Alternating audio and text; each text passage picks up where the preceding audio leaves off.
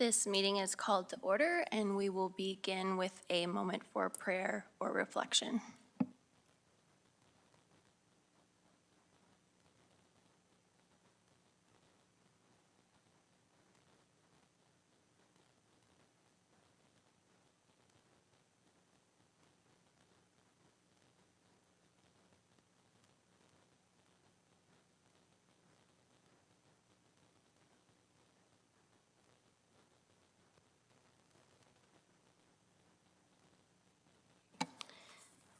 Thank you. And at this time, I would like to make the city's statement of acknowledgement, recognition, and respect. The City of Medicine Hat acknowledges that we live and work on treaty territory. The city pays respect to all Indigenous peoples and honors their past, present, and future. We recognize and respect their cultural heritages and relationships to the land. We will move now to the adoption of the agenda. I have one addition, and that is going to be added at 11.1. It is a motion to support the registration and participation of the City of Medicine Hat's municipal administration in asset management training put on by the Federation of Canadian Municipalities. And we will also be adding another addition, 11.2, that is a human resources matter. Are there any other additions? Seeing none, the agenda is adopted. We'll move on to item 6, adoption of the minutes. 6.1, Medicine Hat regular city council meeting, August 15th, 2022. I've been advised that the acting city manager, that the present section needs to be amended to accurately reflect the officers in attendance on that day. Are there any other, Councillor Knodel? Thank you. Page 217, the Urban Hen update, the date reads September 6, 2002 rather than 22. September 6, 2022.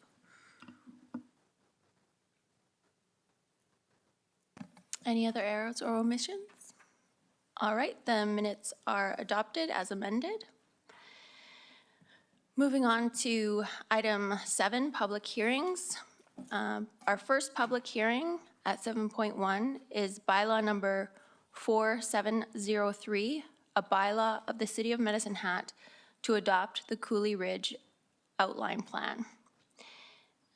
And so we have item 7.1.1, bylaw 4703, background information and report. And we will now have an introduction by staff. Sean Champagne, Senior Planner, and Randy Buckner, Superintendent of Engineering, both from Planning and Development Services.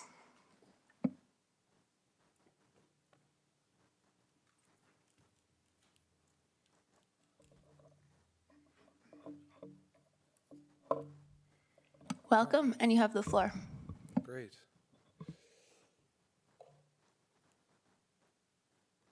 Perfect. All right. Hello, everyone. My name is Sean Champagne. I'm a Senior Planner of Planning and Development Services, and I will be giving today's presentation on the Cooley Ridge Outline Plan.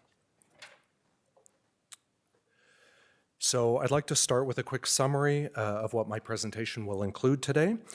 So I will begin by providing a brief definition of what is an outline plan, and then I will provide some policy context, addressing some of our council priorities and policies from our MDP, as well as how this plan fits in within the larger Cimarron ASP.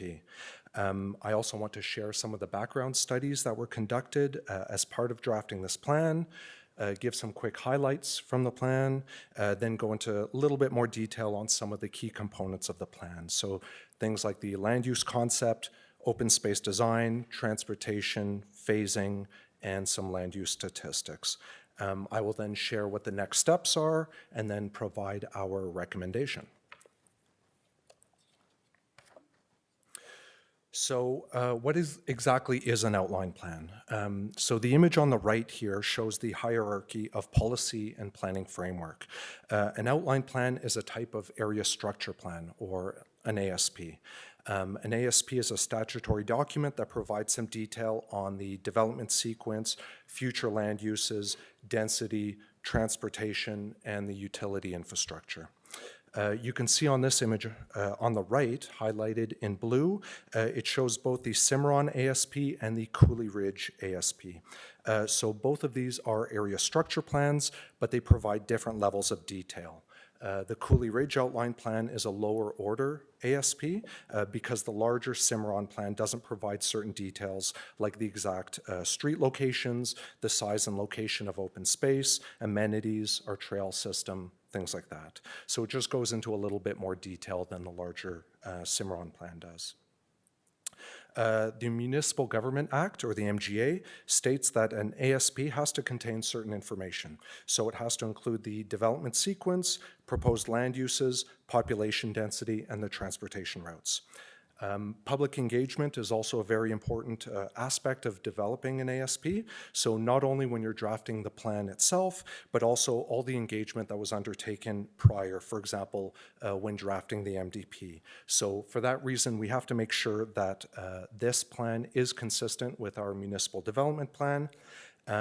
Background research is also very crucial as it allows us to make an informed decision on our recommendation. So I will address some of these points, all of these points rather, in my presentation. So I want to give a little bit of context with how this outline plan aligns with our City Council strategic plans. So first is a key result from our previous City Council, which was actually in effect during the majority of the drafting of the Cooley Ridge Outline Plan. So under the Community Safety and Vibrancy section, key result 4.2, this states that we should strive to enhance community safety and vibrancy through intentional urban design in our parks, streets, residential, and commercial areas. So next, our recently adopted 2023-2026 Council Strategic Plan states the following in the Community Wellness section, that we should be striving to build our city using the best available data in relation to healthy built environments and social and environmental determinants of health. So as a planner, it's essentially my role to try and make sure that our neighborhoods are well designed, that we're using the best urban planning practices to try and ensure a high quality of life for all of our residents. So next, as I mentioned, we need to make sure that this plan aligns with our MDP. So that's the MyMH Medicine Hat Master Plan, which was adopted in 2020. The livable neighborhood section of our MDP includes 3 of what we call MyMH principles, which states that a neighborhood should be cohesive, it should be walkable, and it should foster healthy and active living. So I think while going through a summary of the outline plan, we'll see this community has been thoughtfully designed to try and meet some of these policies from the MDP. Here is a sector map from the MDP. This area is identified as the South Residential Sector. Cooley Ridge is located on the yellow star on this map. The area identified within the tan dashed line, where the star is located, is shown as having a suburban typology. Here is the suburban residential growth map. This is also from the MDP. Cooley Ridge falls within stage 2, which is shown in that blue square, which indicates that it is within short-term development. Stage 1, which is located just above, is our existing inventory, and it's within 5 years of complete build-out, which is why development of phase 2 is underway, so including this Cooley Ridge subdivision. So I mentioned earlier, Cooley Ridge is located within the larger Cimarron area, which also has its own ASP. The Cimarron ASP was developed during the 2000s, during a time of rapid growth in Medicine Hat. It was finally adopted in 2009 when construction had slowed down greatly. It was also amended in 2019, and that was to achieve 3 things. First was to make the Cooley Ridge portion low-density residential. The second was to make some adjustments to our transportation network. And the third was to adjust servicing to accommodate development of the first phases of Cooley Ridge. The proposed Cooley Ridge outline plan meets the policies of the Cimarron plan in terms of things like density, parks, open space, trail design, slope, setback, things of those nature. So I mentioned as well that conducting background research is crucial when you're developing an outline plan. This is an opportunity to try and identify any constraints that you may encounter along the way. So many studies have been undertaken in the area, including a functional servicing report, traffic impact assessment, biophysical resource assessment, Historical Resource Act approval, a Phase 1 ESA, as well as geotechnical investigations. The results of these studies have formed the basis for many of the decisions that were made in drafting this plan. So I'd like to start by sharing just a few highlights from the outline plan. Cooley Ridge is 35 hectares in area, which includes 17 hectares of open space and 14 hectares of residential, the remainder being things like our roads, lanes, public utility lots, things like that. It can accommodate up to 246 residential units and a projected population of 631 residents. It shows a net density of 15.7 units per hectare and possibly up to 17.5 units per hectare with backyard suites. Now, the density of the larger Cimarron area is expected to be 39 units per hectare. So this Cooley Ridge portion is obviously on the low end of density in the area, but future phases within Cimarron will have to obviously include a little bit more density to try and meet those targets. But what's important to note is that the amendment made in 2019 envisioned 14 units per hectare, so it has met and exceeded that. So Cooley Ridge consists of low-density residential lots to try and accommodate market demands. It's been designed with a modified street grid for connectivity, and it includes some traffic calming elements at some key intersections. It includes a central linear park with recreation amenities, as well as a large landscaped stormwater pond. There's also a pathway system that runs throughout Cooley Ridge, and it provides access to our heritage trail network. The setback from our environmental reserve, so that's our coulees, is ample and it provides some public access. Xeriscaping and winter design principles are also included throughout the community. So all of these elements here are aspects of an outline plan that have been specifically drawn from policies of our MDP.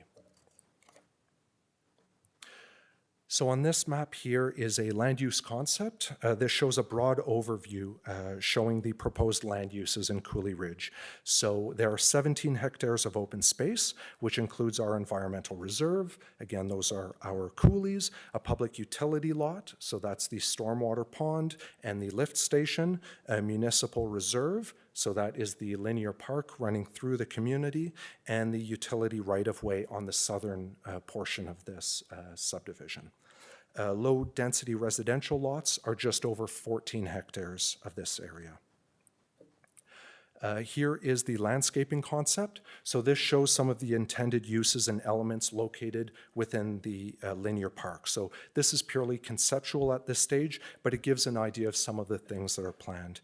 But the active living components within this community extend beyond the boundaries here in that it is connected to the Heritage Trail Network as well, which brings us to the next slide on the transportation network. So the first thing I'd like to bring to your attention is this modified street grid system. So a grid system, as the name suggests, is one with rectangular blocks.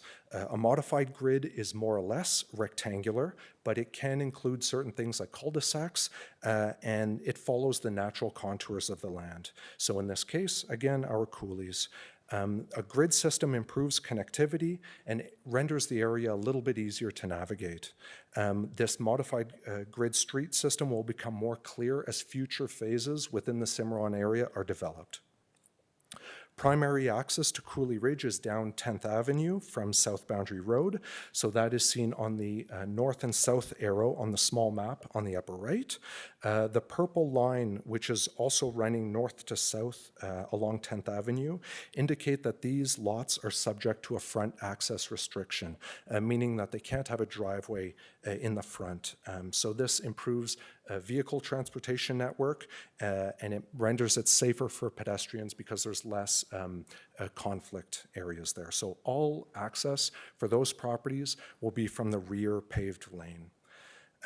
Again, the trail network is shown on a dashed orange line. It provides some active transportation to the rest of our trail system, and the red dashed line on the southern portion of this map is also part of the transportation network, but it can also be used for emergency vehicle access as well.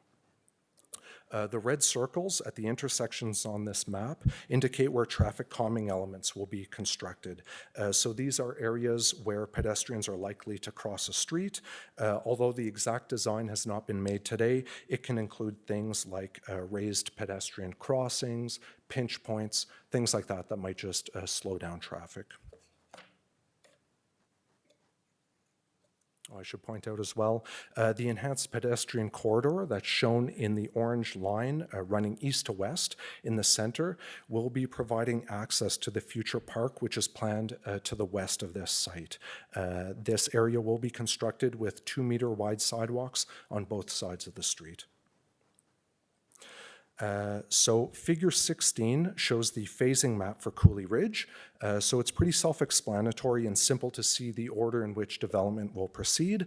However, I did want to highlight some of the different development forms which will be expected throughout these phases. So first, all phases except for phase 4 in the bottom left will accommodate single detached homes. A subdivision application has been made for phases 2A, 2B, and 2C. Phase 4 will accommodate 29 semi-detached homes.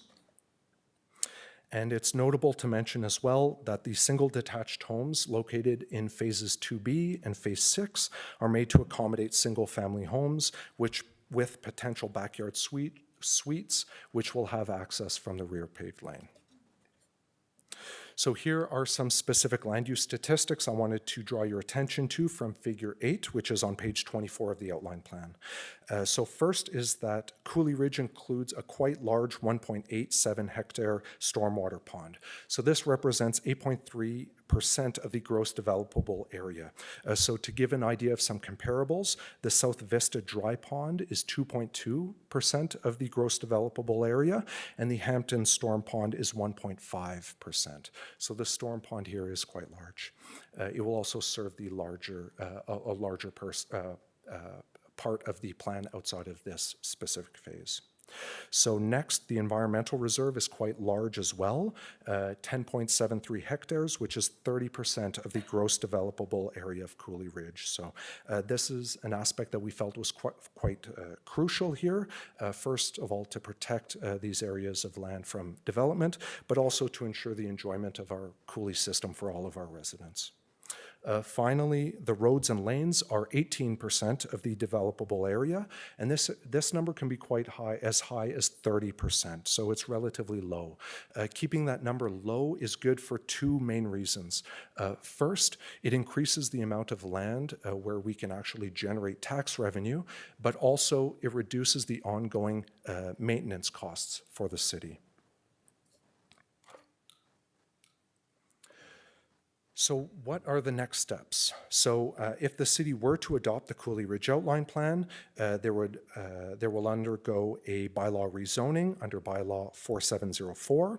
Next, individual parcels will be subdivided and sold, and then finally an application will be made for development and building permits prior to construction.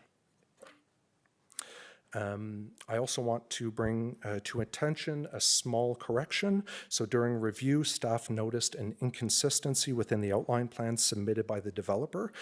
Figure 16 on page 45 includes a phasing plan within the legend with an adjacent table, which is on page 46. They both show an estimate of the number of units within each phase. So the legend under the phasing plan shows 11 detached units in phase 2B.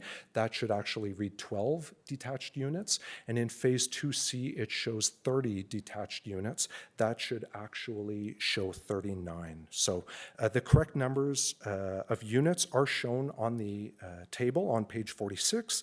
Those are the numbers that we use to calculate our residential density. So a corrected plan has been provided to Planning and Development Services to rectify this error. So it is our recommendation through Municipal Planning Commission that City Council approve bylaw 4703, the Cooley Ridge Outline Plan, and receive the What We Heard report for information. So I'm happy to answer any questions if there are any. We also have members of the Cooley Ridge Development present, should there be questions for them.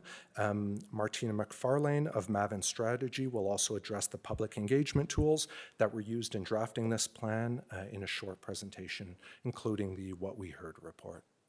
Thank you. All right, before we ask any questions or engage in any comments, I'm going to call the public hearing for bylaw 4703 to order. Now, are there any questions for Mr. Champagne? Councillor Canoto? Thanks, Mayor Clark. So I love the concept of a walkable, nature-enriched environment. I really like the backyard suites. There's so much about this neighborhood that I really like, and I remember when Cooley Ridge was first really, there was a push marketing-wise. I remember the renderings and the graphics that came forward with the lake being the feature of this environment. And I had some questions. I had asked the question about the lake and it turning from a lake into a pond, and learned that there is the infrastructure to make this possible. But I wonder if we're going to, if we're going to advertise something as, a neighborhood that's going to draw people because of this incredible water feature and we're seeing now there's people paddleboarding all over the place and kayaking all over the place, and then change our minds about it. I just wonder, is there any way that we could see that lake come back to life? I see that this is a neighborhood that could end up being another, run-of-the-mill neighborhood if we don't have something that makes it stand apart. And I think Medicine Hat, if we're going to really focus on driving people to our community and trying to attract a younger population, we need something that sets us apart. And I don't know if another neighborhood that's kind of, similar to, say, if we have the Connaught area, we've got the golf course and lots of walkable back areas.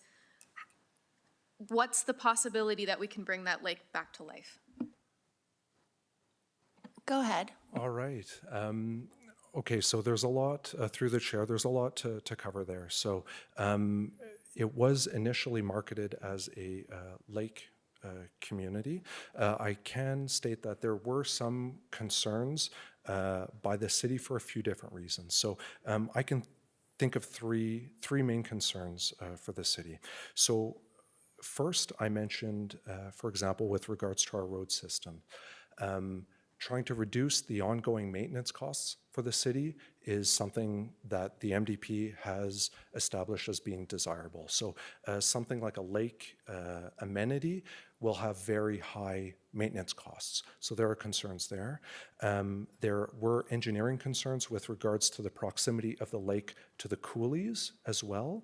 And then I think the third reason, has to do with our semi-arid climate, desert climate here. So wondering about the sustainability of a maintained lake in a community like this. Those were some of the concerns raised by the city.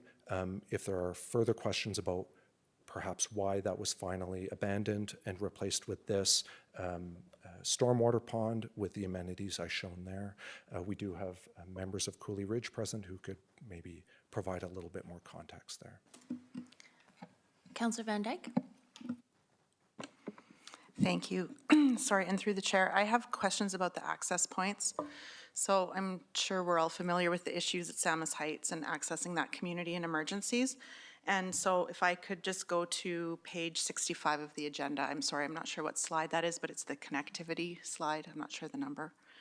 I just had some questions about if we will set in place some kind of protocols for what will be closed in emergency, if we'll prevent the 10th Avenue Road from being closed unless absolutely necessary, so that there's always a point of entry from those top two access points.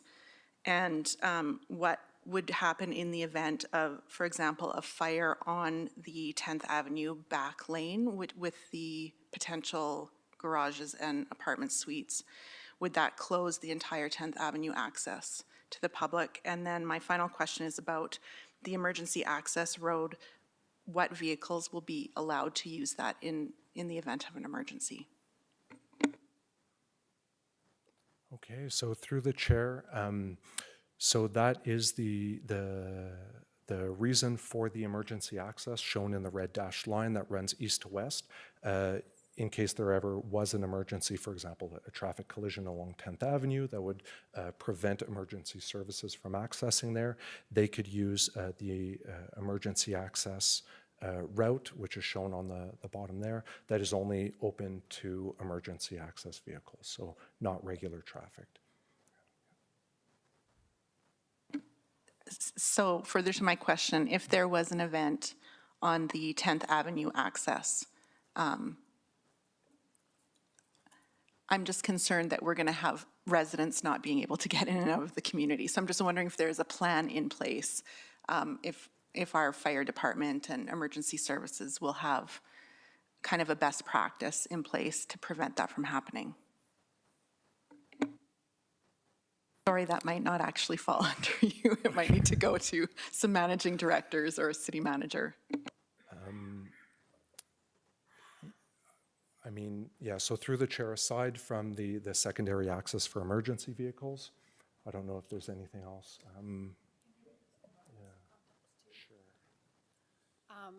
Through the chair, so with Cooley Ridge, the emergency access was a requirement, and because of the number of dwelling units that are out there, in the case of an emergency, there is permitted two-way traffic on the emergency access. It is gated, so it can only be used by emergency vehicles, but it is fairly common within our community to have kind of at least for sure one way in and out, but also to be complemented by a second. And so this is a secondary emergency access. During the way that this area has developed out, as it continues to develop, more accesses would be built as Cooley Ridge continues to build closer to South Boundary Road. So I think the question was, what happens if there's an incident on the public road? How would people get to and from the neighborhood? Through the chair, in the circumstance that that takes place, the emergency access would be opened and two-way traffic would be permitted through the emergency access. It also provides access for emergency services to enter the site to decrease their response times. Thank you. Councillor Dumanowski? Excuse me, Your Worship. Thank you, Senior Planner Champagne, for the presentation. I had similar questions around some of the events. So obviously we're looking to develop an area structure plan that is, and future residential, that is going to be the envy of the developing community. That's what you want when you're investing monies into a new development. And part of the concern I have is like Councillor Knodel, I've had at least one formal and I've heard informally others who have raised concerns around the departure of the lake for the pond. And so having been here last term when this was kind of put in place, and it was very much done in a hurried way, hurried fashion, and the city had rose to the occasion and responded very quickly to a new demand and strategy put forward by a developer. So at that time, we entered into that agreement or that negotiation or that vision with a developer. And so I'm curious, at what point did we acquiesce and allow ourselves to now change the lake for a pond? And the reason I raise that is I had at least one person who's built out there or is in process of finishing developing, pointing the finger to some extent at the city as the person or the people responsible for the deviation. Now, you do raise some good points, and I think it's important to learn, and it's one thing to say, let's move forward, and then we identify some challenges and not be able to put the pause or the brake completely on it and deviate and pivot and make a new response. But I feel as though we were put in a position, and certainly having been here again last council and here again, it certainly puts me in a position of looking like perhaps we weren't playing honestly with the public. And so that is a concern for me. So I would love to hear a representative from the developer come down if they can, or from yourself on how that whole situation kind of pivot occurred and what were the critical pieces there.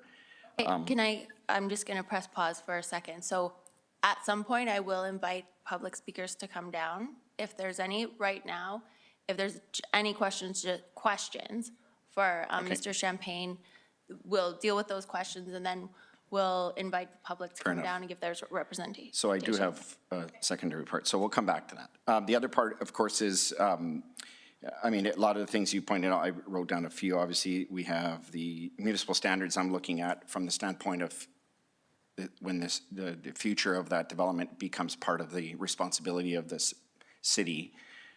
You even mentioned, and I'm not saying this because I want it to change, I'm just curious about it, because a 2-meter sidewalk on either side of the roadway is probably not congruent, at least to my knowledge, to the current municipal standards that we've, or at least the historical ones in the broad community.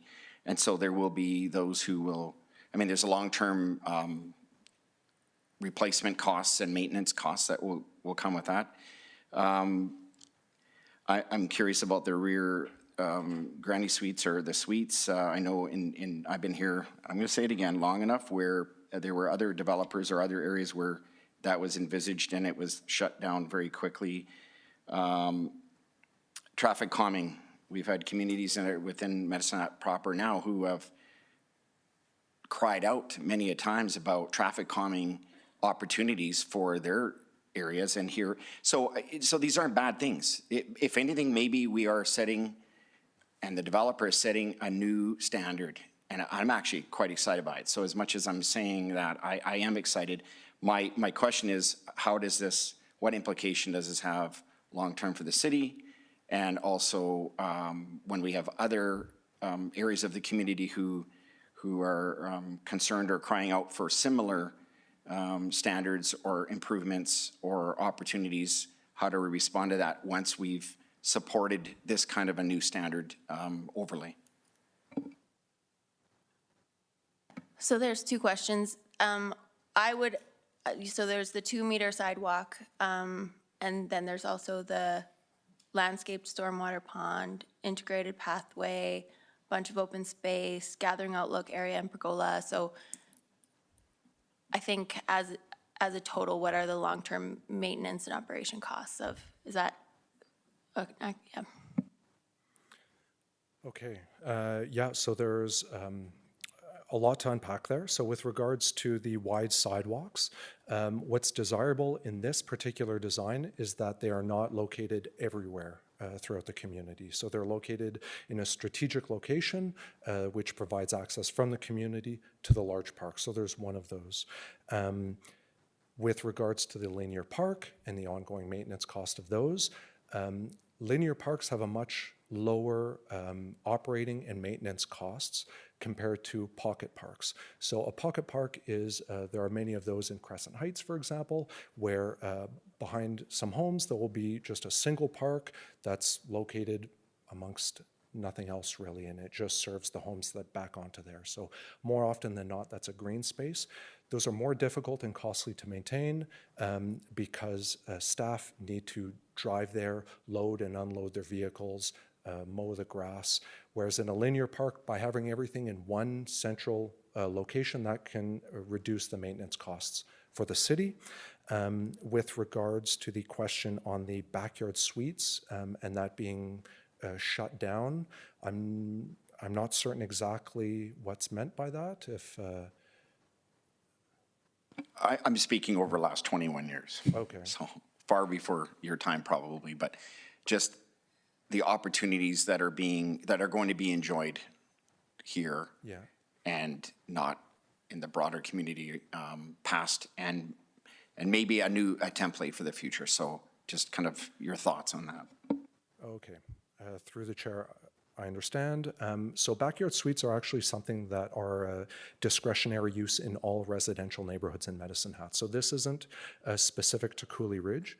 It's just that these have been designed specifically to hopefully accommodate backyard suites in the future by having a paved lane and no front access. With regards to the traffic calming elements, and really many of the elements that are implemented within this outline plan, they are much easier to implement in a new greenfield community rather than infill. So to be very frank, I think many of these things would be absolutely wonderful to include in some of our existing neighborhoods. These are excellent development standards and urban planning practices, and I do hope that it set a new standard going forward. And hopefully in some of our older communities, our residents will see these elements as being desirable and maybe hope to have some of those elements in their community. It's just a lot more difficult to do in an infill situation. I just want to make sure I'm following up on the first question. So I maybe am putting words in Councilor Dubanowski's mouth, but I wanted to understand what the long-term maintenance obligations for the infrastructure are for the city. So I get that they're relatively, there's relativity, but I'm just wondering what our actual obligations are money-wise. So through the chair, once the community is developed, the linear park, the maintenance of the linear park will be handed over to the city. I don't know what the specific maintenance costs are of the linear park. And the roads and the stormwater pond, and so we haven't calculated what our long-term maintenance obligations will be. No, but they would be the same as the maintenance cost in any greenfield development. Councillor Hyder? Thank you, through the chair. Thank you for your presentation tonight. It was very specific and well done. How many months ago? Councillor Sharps and I and Councillor McGrogan took a tour of the beautiful development out in Cooley Ridge and met some wonderful people that are connected to this project. And I'd live there if I could. It's awesome to see people within our community, developers, investing back into our city. And I'm truly thankful that this organization has done so, and I look forward to the future of the development. So thank you. Okay, we are doing questions only at this time. Councillor Robbins? Thank you, and through the chair. I'm looking specifically at your key components of the outline plan slide, and there's 7 points on it. And as councillors, we often hear comments and complaints about other developments that have happened in the past. Can you, oh, they've added it on the screen. Thank you very much for that. Are there key components added here that were as a result of lessons learned from other developments? Through the chair, absolutely. So As I mentioned, a lot of these elements were drawn specifically from our MDP. So the MyMH master plan was actually developed by city staff, by our department, and all of the policies within that document were drawn from experiences where we've learned from previous developments. So previous greenfield development, previous infill development, best urban planning practices. So yes, absolutely. These are all elements from things that we learn not only from previous development, but just from a broader urban planning practice. Councillor Sharps?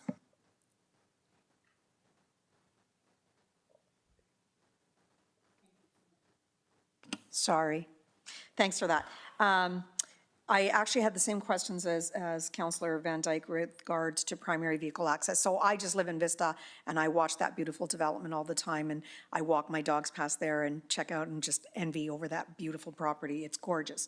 But when I talk about primary vehicle access, I know it's that 10th Street one. So is there any way to, and I'm sorry, like HR, nothing about lands, roads, nothing. So is there any way to plan a back entrance from Vista or Samus 7 into that area? So over that pathway or through, because right now it's so congested in Samus 7, would a secondary road from in that area be of any, sorry, that's one question.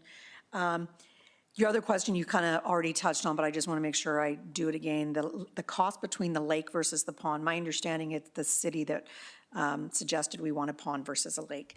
So when we talk about the upkeep costs, can we actually get some numbers to the difference of, to Conodle's, Councillor Conodle's point, is if it's a couple of $100, I know it's not, but I'd like to know what that is, right, in terms of upkeep costs.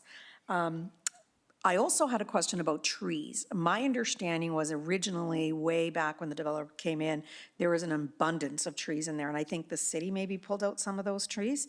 And I would like to know if we did or didn't, because I recall seeing the original plan, and the developer can kill me later if I've got that wrong, but I remember seeing that, looking at this area and reminding me of a house that I bought in Cochrane years ago, and I was so in love with, it was so well treed. I didn't have to go in and get 2 trees from the local, from a local tree supplier.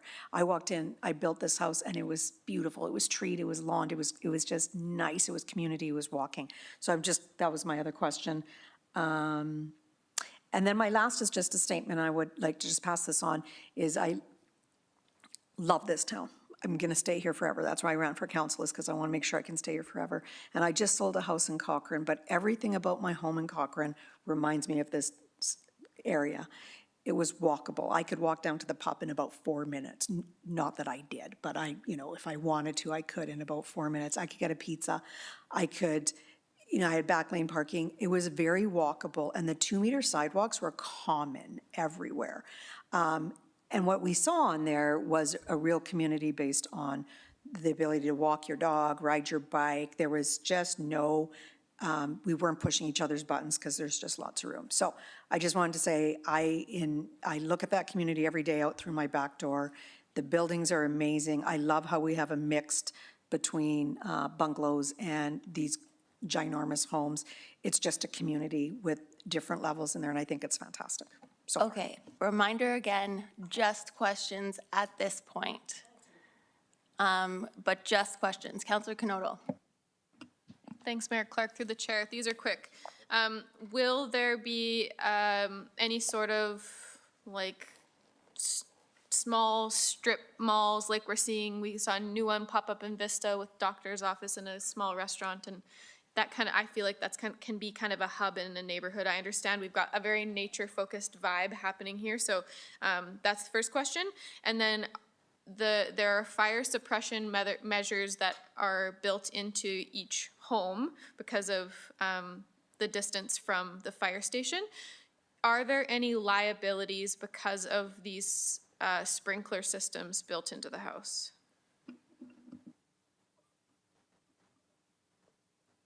Okay. So through the chair, I'll take an opportunity to answer Councillor Sharp's questions.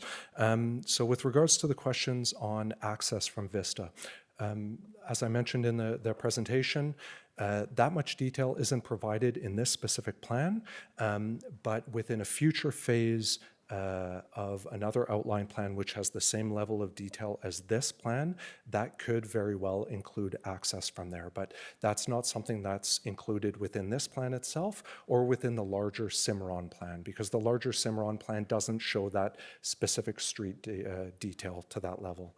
And I've made note to find out the difference between the maintenance costs between the storm pond and the lake. And I also love trees. I don't know what happened to those trees. I can't answer that question, unfortunately. Again, through the chair, Councillor Knodel. So with regards to things like the strip mall, so things like that aren't included. This is a purely suburban phase of the development.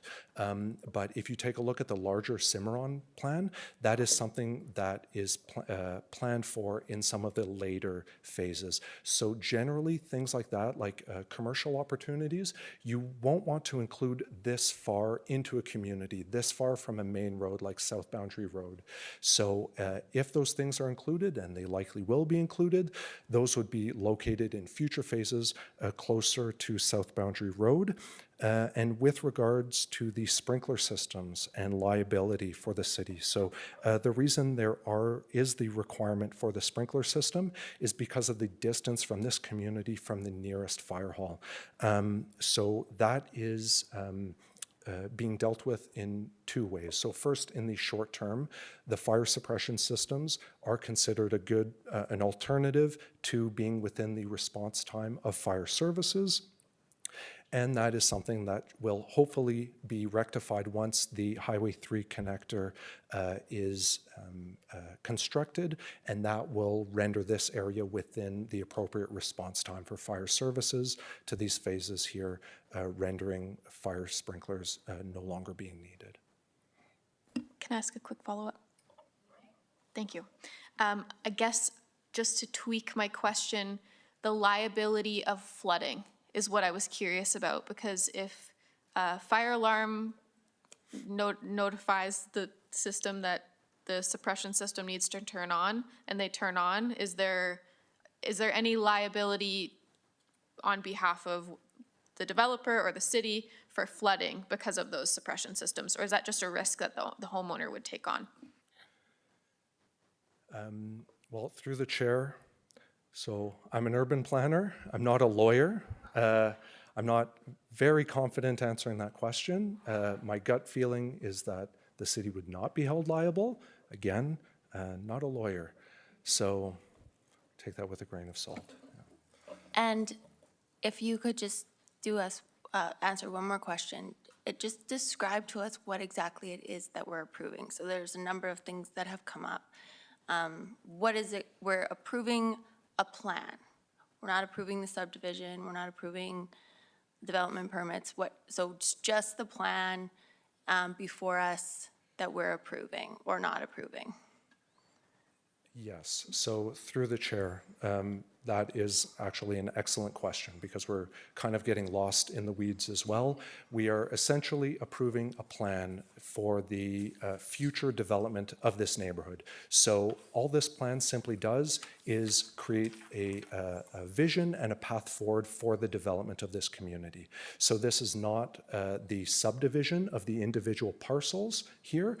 That application has been made for the 3 phases that I cited in my presentation. That is approved internally through our department. So we compare that subdivision plan with the outline plan to make sure that they jive. Yes, so essentially that is all we're approving today. Oh, thank you.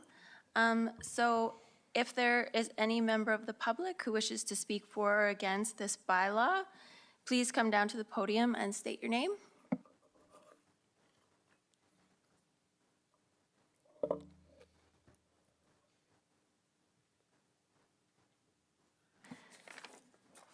For a second time, if there's any member of the public who wishes to speak for or against this bylaw, please come down to the podium and state your name. My name is Caleb Borge. Sorry for the delay, a lot of stairs. I'd like to thank City Council for the opportunity to speak in regard to this bylaw. I tried to open with a joke. The best I could come up with is, it is the sacred duty of local cranks such as myself to try and say the quiet parts out loud and bring more transparency and new perspectives to local issues. Obviously, it wasn't a funny joke. Thank you for bearing with me. As City Council was informed not so long ago, Medicine Hat has a vacancy rate of 3.8%, which is a decline of about 1/5 over the last 5 years. According to the Parks and Recreation Master Plan on page 14, which was on page 181 of the March 21st, 2020 City Council agenda, Medicine Hat is expected to grow to approximately 80,000 people by the year 2050. That averages out to roughly 500 people per year. The Cooley Ridge outline plan draft for approval on August, which was page 128 of the August 2nd, 2022 City Council agenda, projects at full development that Cooley Ridge will support 631 residents. That's barely more than 1 year's population growth for the city, which means the city will need about a dozen more such developments to meet its growth requirements. Sorry, nerves.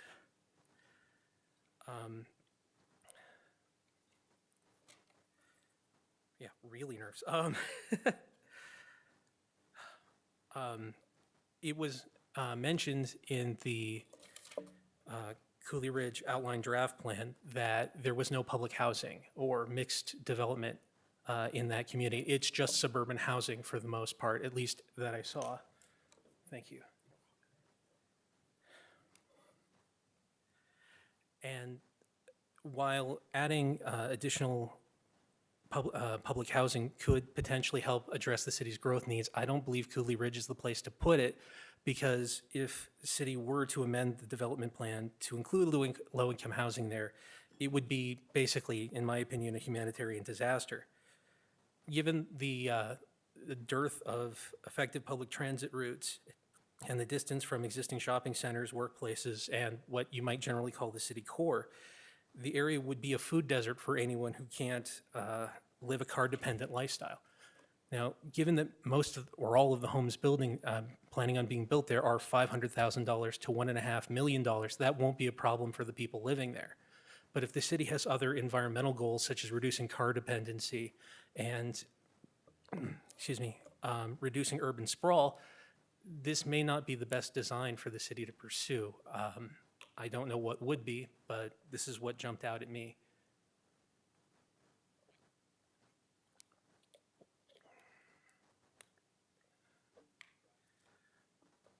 As I mentioned before, the population of Medicine Hat is expected to grow by about 500 people per year. Looking at the pie charts on the same page I mentioned previously from the Parks and Recreation Master Plan,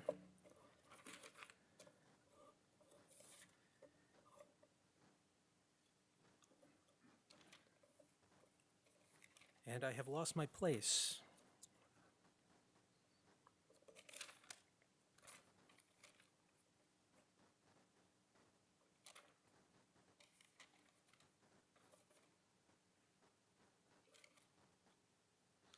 Only about 70 of those people are expected to be between the ages of 20 and 64. I'll say that again. Only 70 of the people expected to move to Medicine Hat this year or be born in Medicine Hat this year are reflected in the age group of what I would call young families. Looking at the Statistics Canada data, the average Medicine Hat resident is 44 years old, and slightly more than half of the people in Medicine Hat are married.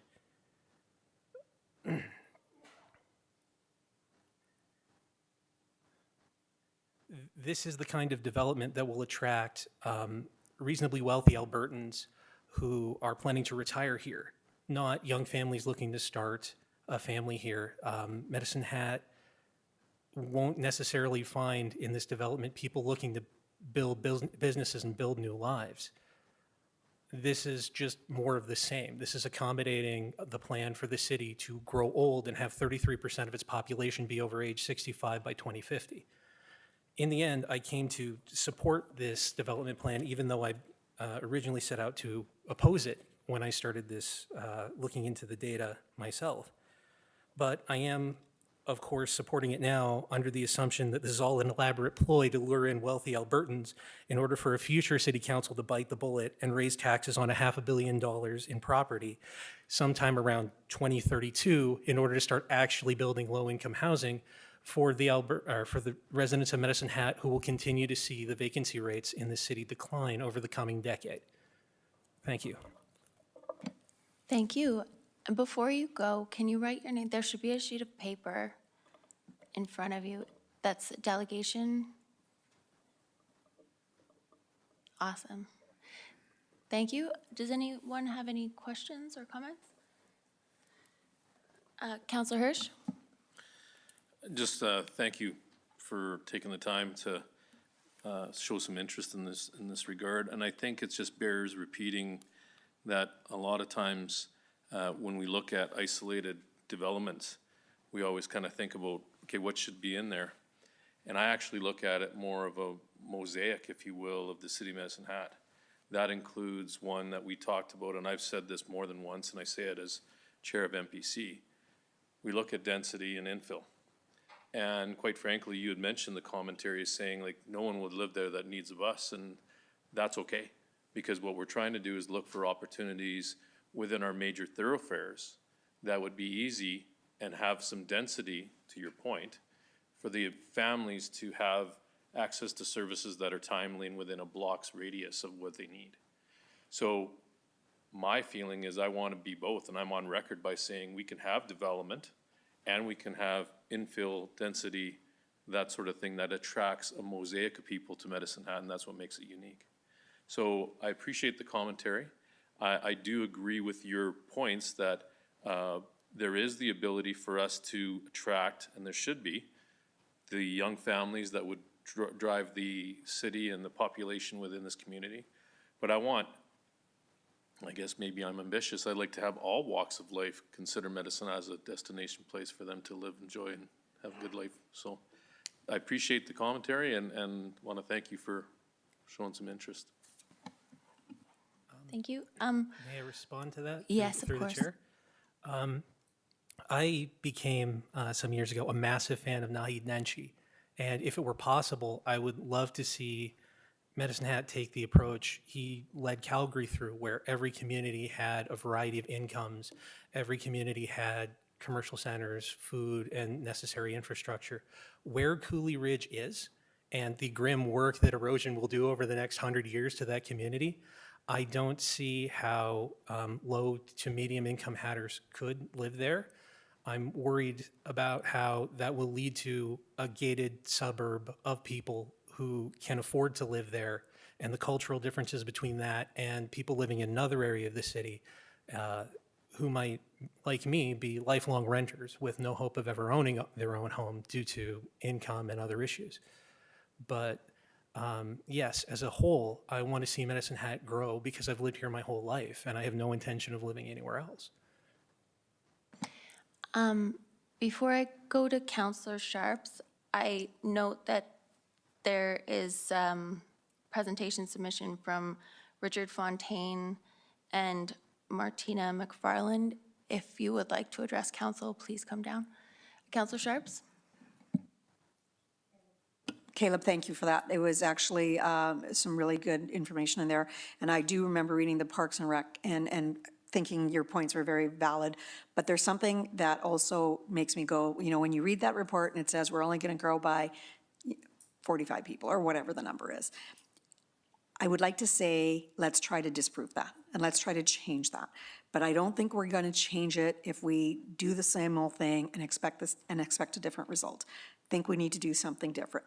And I just want to share with you, currently I've got 3 big clients I'm recruiting for, and they all are coming here, and it's a variety of people and all professional. So currently these, and I don't always do that, but these 3 positions are all professional positions.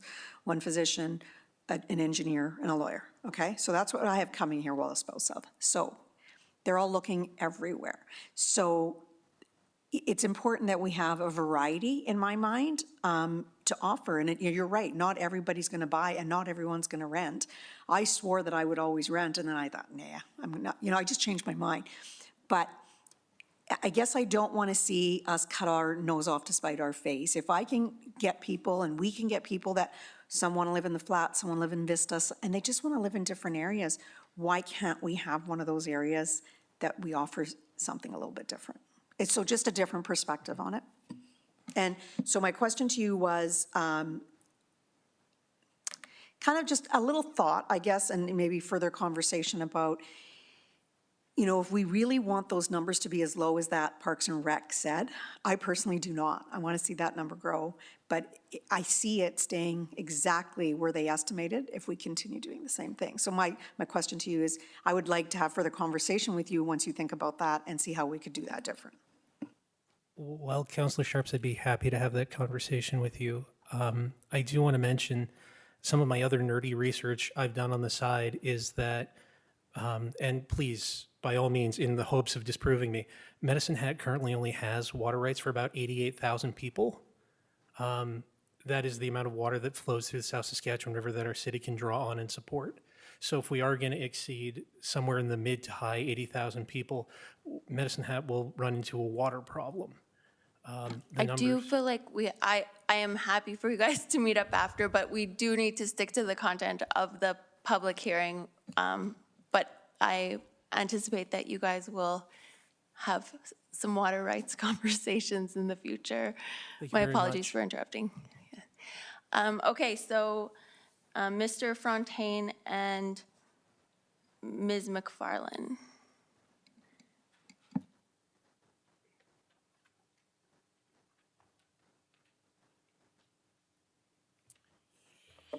Your Worship, is this microphone on?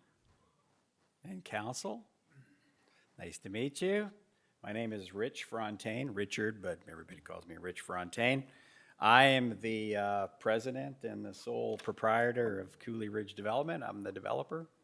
So we're excited to be here tonight. We've come a long way in a short time. And, in 2019, the city was pretty excited to see us as well because they excited to get the Cimarron area reinvigorated, restarted. Spent a lot of money. The taxpayers had put a sewer trunk all the way out there, and it was sitting in the ground doing nothing. So I think we were the right people to come along at the right time. We were going to rejuvenate the entire Cimarron area, but we were going to start in one corner of it and maybe become the catalyst that takes it beyond that. So in that short period of time, we've spent nearly $20 million out there just in the roads and the lift station and all the things that you see when you drive out there. And it's nearly 20 million, and it will be by the time the construction season is over.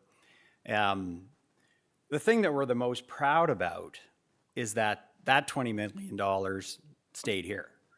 All of our contractors are sewer and water contractors, earth movers, landscapers, fencing contractors, pavers. Everybody came from here. We didn't bring anybody in from the outside. Our engineering is here.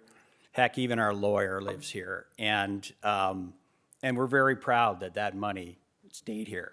As well, during that time, the builders and the homeowners went in and spent in excess of $25 million building those beautiful homes that you see out there.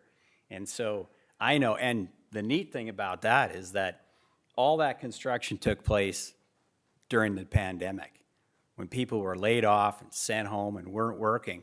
The tradespeople in this city were hammering and banging and pouring concrete, and the suppliers were supplying windows and trusses and fridges and stoves.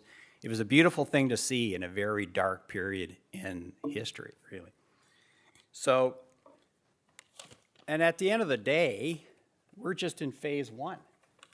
We've got 5 more phases to go, and that's going to cost us another $20 million.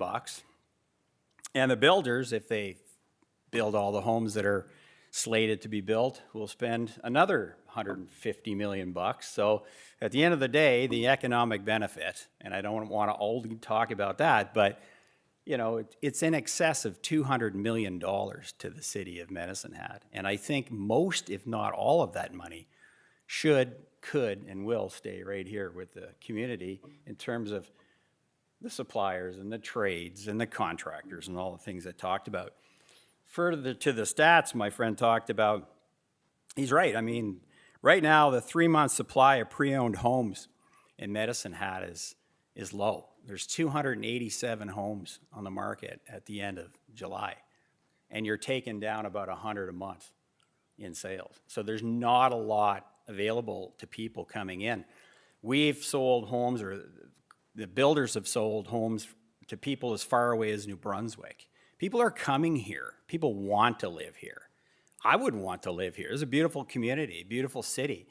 And ever since the pandemic hit and people realized they don't have to work from home, they're looking for places like this. We've taken hits on our website from England, Israel, all over the place for people wanting to come here. But you have to provide them homes to live in. And some of them have the patience to buy a lot and build a new home. Others want to buy something that's already on the market, but there's not much of that. And of the 287 homes, that's the good, the bad, and the ugly. So there's not a home there for everybody that wants to come here. So, you know, a couple other stats quickly, and I'll move on. You know, in 2021, there were 53 new building permits for single-family homes, equaling $20 million. We were 22 of those. So over 40% of the new homes building permits issued in 2021 was in our development. Pre-us, that was 39 development permits, so $11 million. So it doubled. Now, it wasn't all us, I mean the economy and stuff, but we provided those lots for people to build. So that's a pretty big increase to go from 2019 at 37 to 53.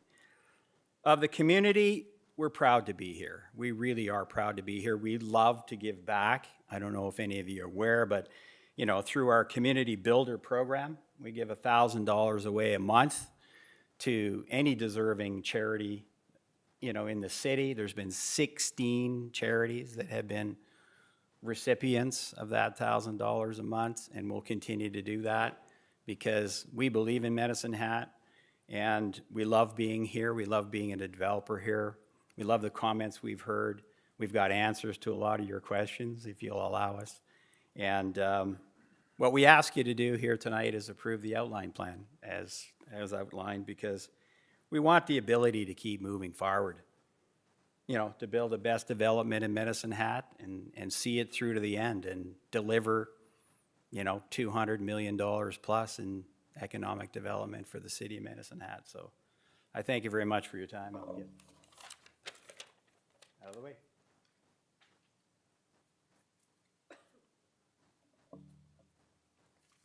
Go ahead. Thank you. Just make sure we're good. Good evening, Your Worship and members of council. My name is Martina McFarlane. I'm a community planner with Maven Strategy, and we've been working on developing the Cooley Ridge Outline Plan. So I'm probably not quite as charismatic as Rich here, but I'm going to try and give you a quick overview of the engagement that we undertook throughout that process. So Cooley Ridge has history. There have been past conversations with stakeholders and the public, and so in starting this outline plan process, we continued that conversation in a formal way. So we wanted to communicate what the plan means for the community, to inform on process and the contents of the plan, consult with stakeholders to open that dialogue, gather feedback, and provide an opportunity for them to ask questions as well. Throughout the process, updates and engagement information was all shared on our project website, cooleyridgeoutlineplan.com, and on the city's Shape Your City platform as well. To spread the word about engagement activities, we sent postcards through Canada Post in early April to approximately 1,140 households in neighboring areas. Posts were shared leading up to the event both through developer and city social media, And a bold sign was up for 2 weeks prior as well at the intersection of 10th Avenue and South Boundary Road. One-on-one stakeholder discussions were held early in the process, back in December of 2021, just again to open up that dialogue with adjacent landowners and those in Cooley Ridge Phase 1 as well, giving them that opportunity to have deeper discussion and ask any questions they may have. We held a virtual open house event on May 4th of this year, presenting process, background, and an overview of outline plan contents. And then that session opened up as an opportunity again for people to discuss, ask questions, provide their feedback, and discuss any thoughts. We ran a survey for 2 weeks after the event with open-ended questions that sort of mirrored the discussion in the event as well, as an additional opportunity for feedback for any of those who weren't able to come. And then direct email contact was available on the website and through Shape Your City throughout the whole process for anyone to get in touch. So the Cooley Ridge What We Heard report gives an outline of those engagement activities. It summarizes the themes we heard and provides all those different voices in verbatim responses from the participants. And that report accompanies the plan with our application and is of course available to council and the public. I believe it's attached in tonight's agenda as well. So throughout the engagement, we heard many topics discussed, from positivity and excitement around pathway connections to the types of housing that'll be available. And some of the key themes that we saw emerge were that desire for recreation amenities for children and families. So conversation focused on what would be offered in the community, hoping that family-friendly amenities will be available soon. And then, of course, as discussed here already tonight, we did hear concern over changes to water amenities. That's been an ongoing conversation, especially for residents and builders in Phase 1. So we heard disappointment around the removal of the lake that was seen in marketing of early Cooley Ridge proposals. We listened to residents, were able to offer answers around why those changes happened, as were discussed here tonight. So incorporating that wider variety of amenities and for different ages and activity levels, and to minimize maintenance and life cycle costs to the city.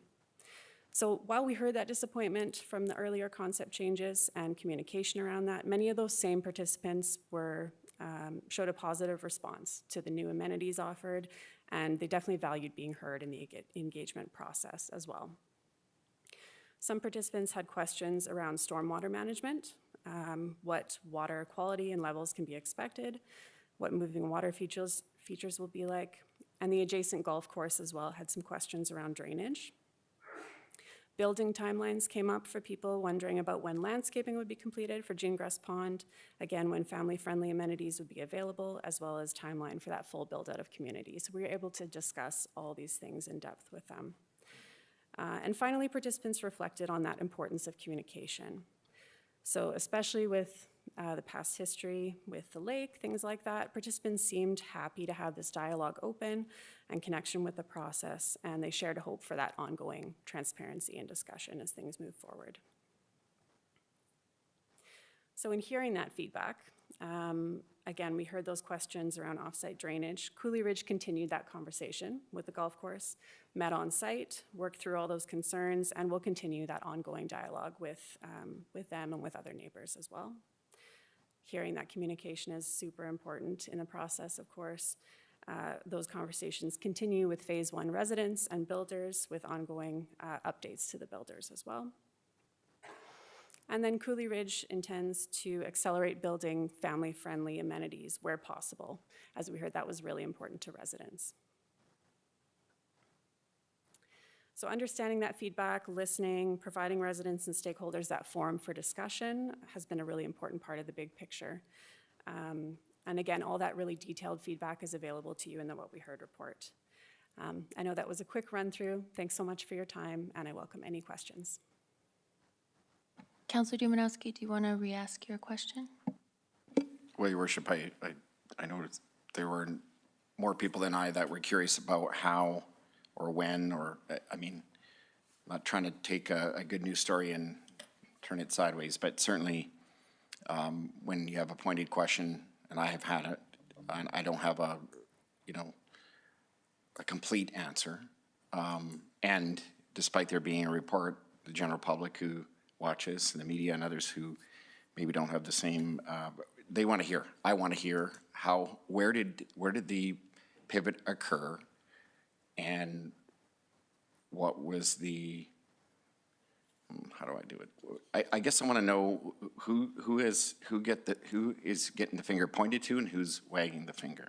And I ask that because if it's me, then you point the finger. If it's someone else or something else, then we need to identify that, because I get frustrated, and the longer I've done this, the more I get frustrated around situations where we are perceived to be the bad guy. And I understand, as I said earlier, and there were good points made about more detailed plans, although no costing, around the longer term maintenance costs associated with a lake versus a pond, et cetera. But, you know, I can tell you the narrative in the community is both ways, and so I would like the record cleared tonight. Thank you. Through the chair.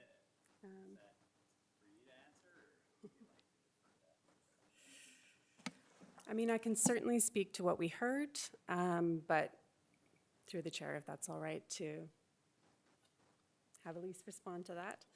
I think she's better equipped to speak to where those changes actually came. Appreciate that, thank you. Can you please state your name for the record? Elise Harlick, I'm the development manager with Cooley Ridge.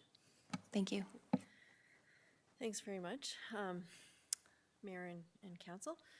I would like to address the storm questions that have come up. The stormwater, it's been an ongoing design and cycle process that we've worked through. I would say in the changeover occurred in 2019 when we started looking at the details of what would be involved with providing a lake and a storm pond. Working with our stakeholders and with the city staff as well, we determined that it really was not in the best interest of Cooley Ridge or the city to pursue the second lake. So the initial lake was going to be in the south and built in probably phase 5 or 6. What you see now, which is June Grass Pond, was always intended to be a storm pond. That hasn't changed. What has changed with June Grass Pond is that in removing the lake from the whole design process, we made June Grass Pond larger, and we've increased the amenities around the pond itself significantly.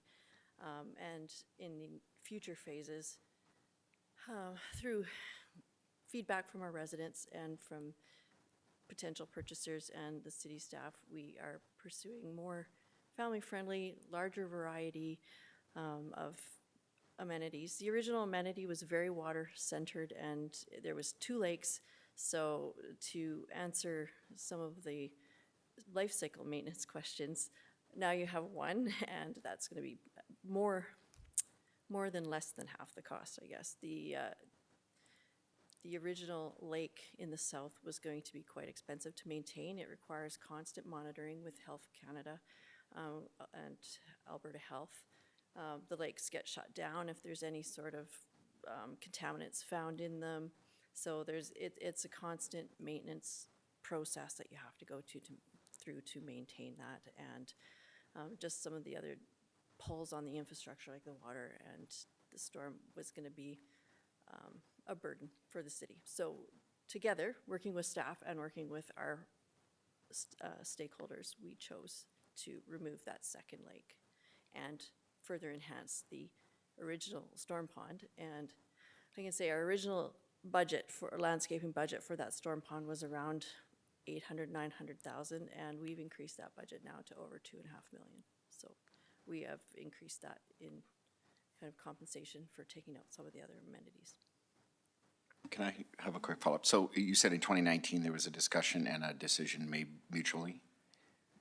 Is that correct? Yes. So the development that occurred in the last couple of years, et cetera, so the developers and the residents, one and the same perhaps, were they, so it was very clear to them that it was no longer going to be a lake based community, and it was going to be one enlarged storm water pond? As soon as we finalized that decision, yes, we went to all of our stakeholders and made that very clear. Yeah.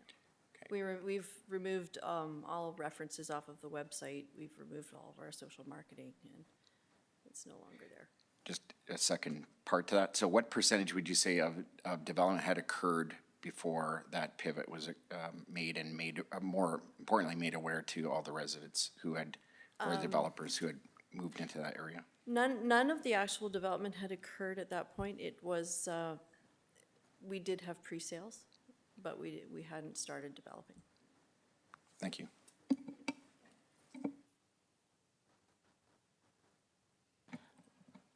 All right, for a third and final time, if there are any members of the public who wish to speak for or against this bylaw, please come down to the podium and state your name.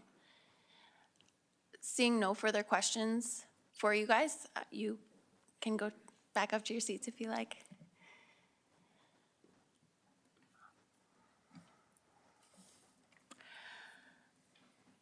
All right.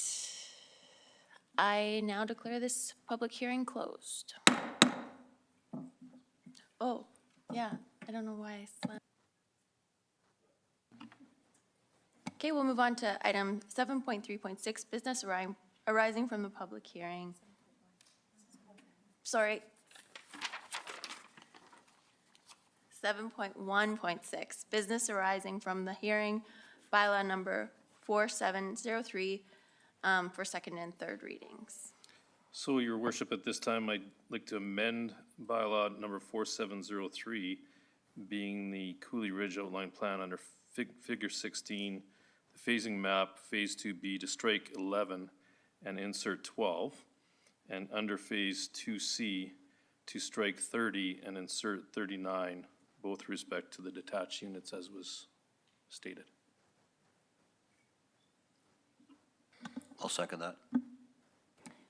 Okay, we'll vote on the motion.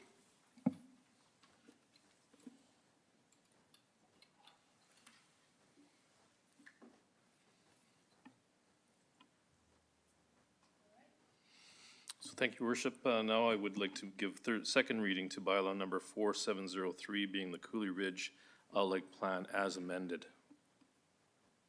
I'll second that. All right, any questions, comments, or debate?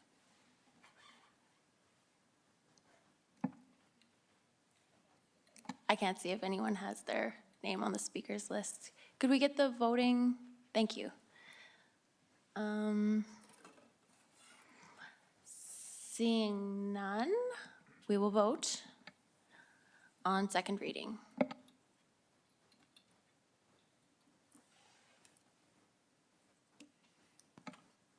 That's unanimous. So, Your Worship, at this time, I'd like to give third and final reading to bylaw number 4703 as amended. Second that.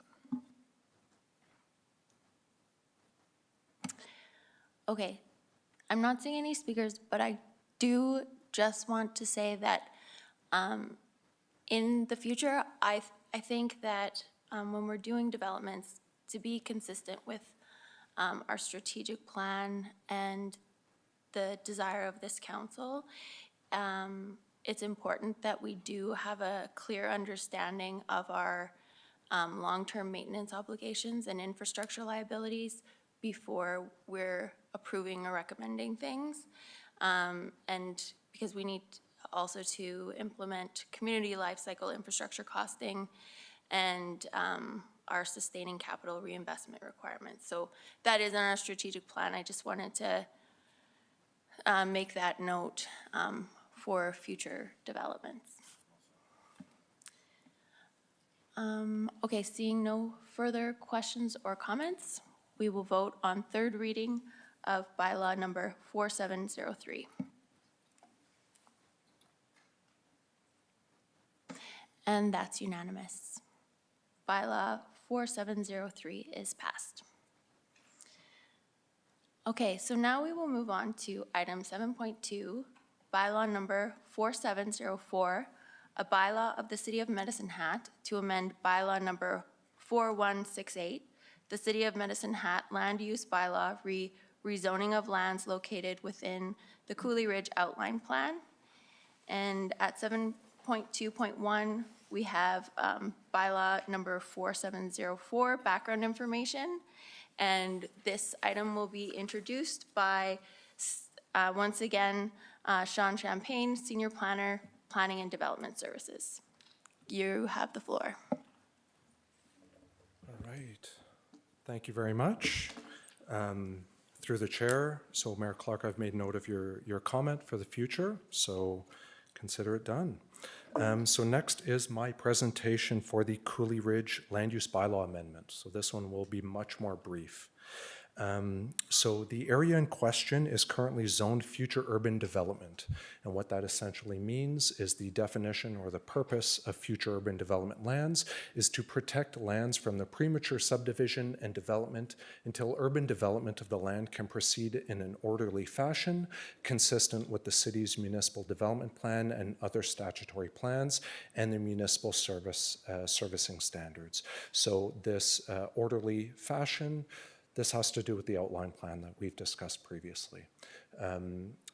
FUD does not allow for urban residential development.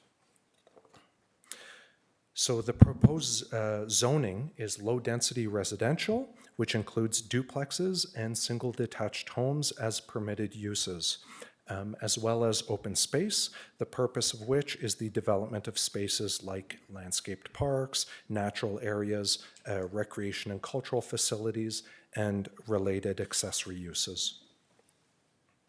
So here is a broad level map showing the subject site, highlighted in blue. Access is provided down 10th Avenue Southwest from South Boundary Road. And here is the map that was provided with the land use bylaw application showing which parcels are to be rezoned to low density residential and which are to be zoned open space.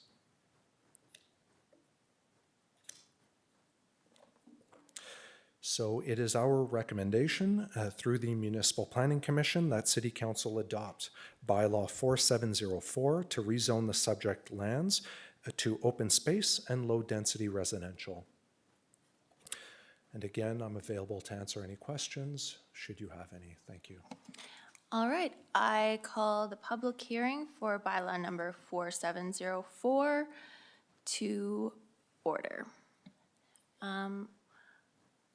I have one question, and it's very obvious, and I'm sorry if you missed it. Is this development, is the timing right such that this development is proceeding in an orderly fashion, consistent with the city's municipal development plan and other statutory plans? Yes, so through the chair, correct. So this is the proper order of development.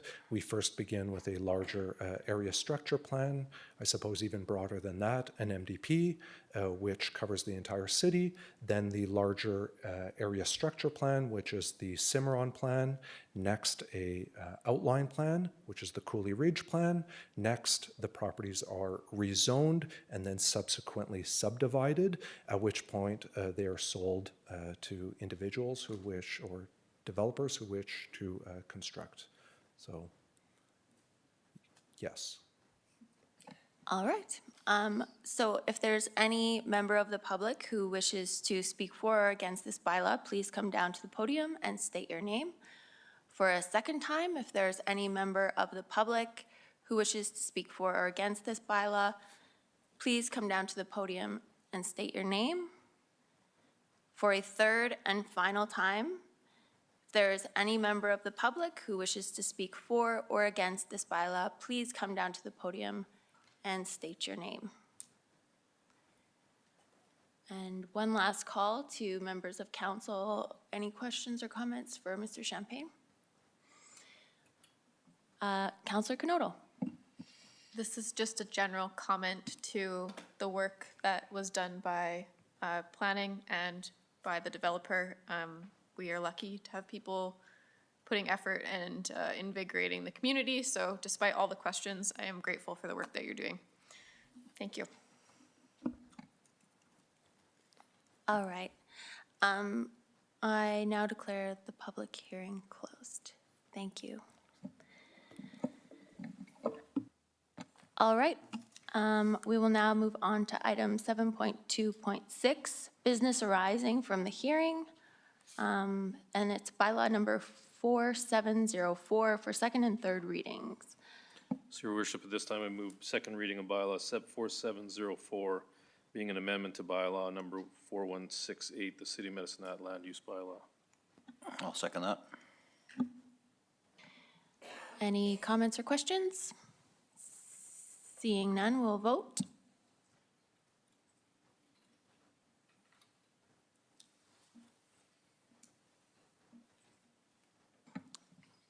And that's unanimous. At this time, Your Worship, I move that council give third and final reading to bylaw number 4704. Second? Questions or comments? Seeing none, we will vote on third reading.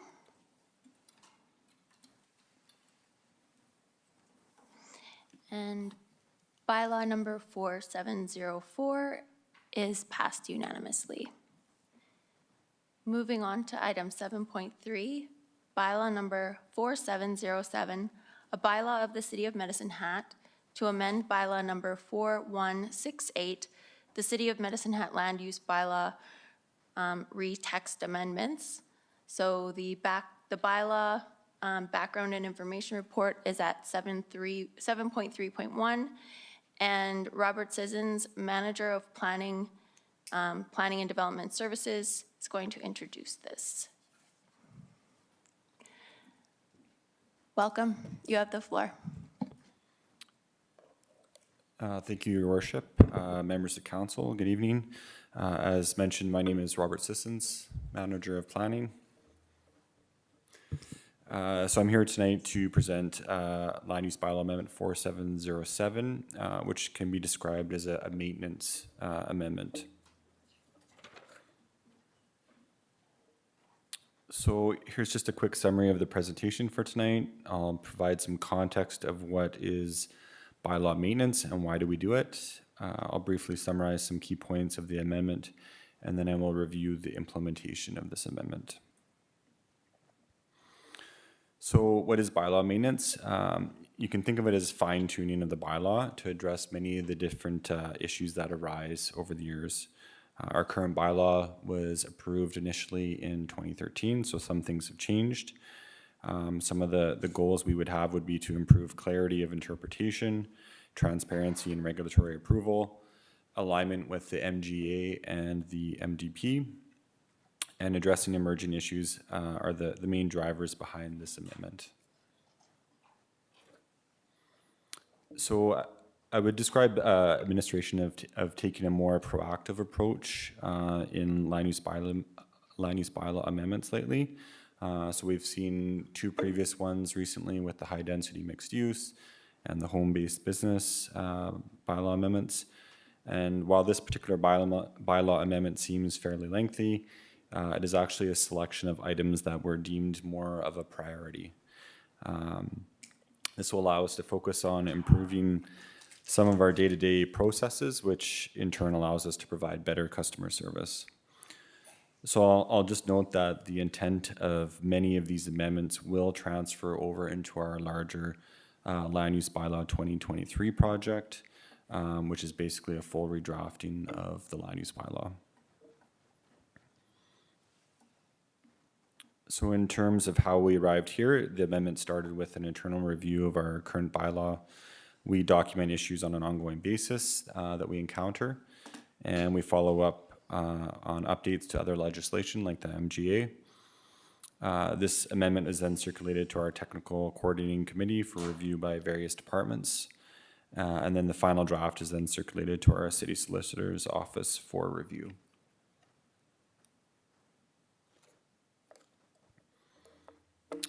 So the amendment addresses 3 areas of scope. So general improvements, MGA alignment, and MDP alignment.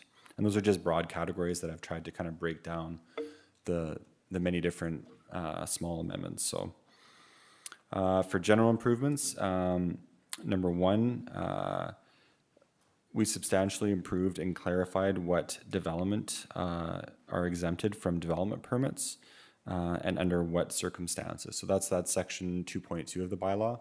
And I know in previous council meetings, we've had questions about, you know, is this allowed in my backyard? What do I need a permit for? So this provides a much more lengthy clarification on that process. Number 2, we updated our defined terms in the bylaw. So we have 23 new general definitions and 4 improvements to other ones. We have 6 new land use definitions. Number 3, in the land use bylaws, they're both permitted land uses and discretionary land uses. So if you think of a permitted use as something that can be viewed as unquestionably appropriate in every circumstance, whereas discretionary use should be seen as maybe appropriate in the right circumstances. So after some evaluation of our various land use districts, we repositioned some of those land uses within the districts based on appropriateness. And some districts have also had changes due to the updated list of definitions. And then 4, we've removed some regulations that cause common variances or could be better addressed through our new sections that we're bringing in, such as the design, character, and appearance section.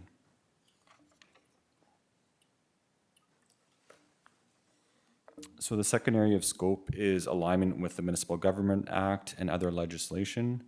So number 1, we've simplified the variance powers to remove unnecessary statements that may cause problems in interpreting the guidance provided by the MGA.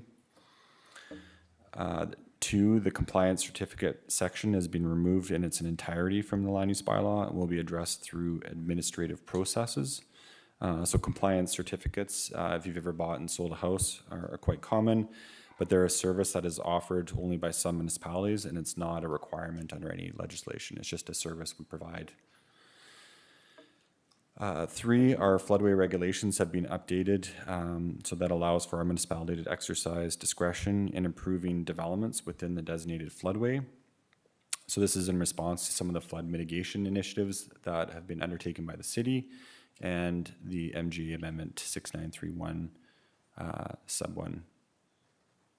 4, minimum setbacks from active or abandoned gas wells are determined by the Alberta Energy Regulator.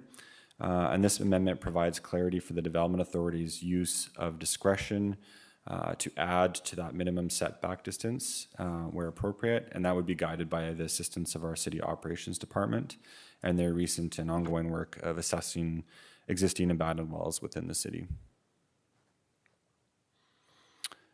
Number 5, a multifaceted set of changes to update heritage terminology within the bylaw, to ensure heritage resource policy procedures are followed, to remove any conflicts with the updated federal standards and guidelines for the conservation of historic places, and to add a reference to our 2 municipal historic areas. And number 6, a revision to the non-conforming development section that again more closely reflects the language of the Municipal Government Act. And the last area of scope deals with MDP alignment and includes 3 points. So the first and second I'll address together, and it's basically a more robust section on the design, character, and appearance of developments and public safety requirements through crime prevention through environmental design approach. So both of these sections are more subjective in terms of evaluation from a regulatory perspective and involve discretion when reviewing applications. The intent is not to be overzealous with design requirements, but to have a mechanism to provide feedback on a development proposal that is out of context or where a public safety design strategy, for example, could be used. And then the third one, this section just formalizes a key consideration for any future development, which is the availability of services. So this allows the Development Authority to both require specific information relating to servicing to be provided as part of an application, and to be able to refuse a proposal should a core service not be available, such as water or sewer, that type of thing.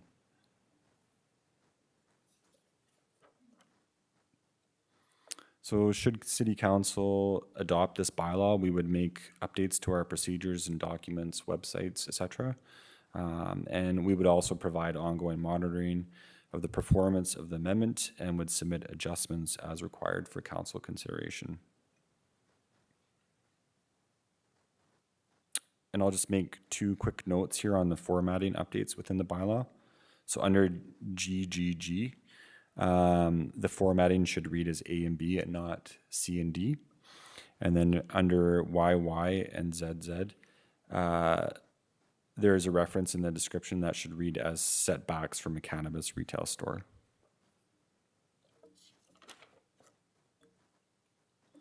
So administration's recommendation is, it is recommended through the Municipal Planning Commission that City Council approve bylaw number 4707. That concludes my presentation.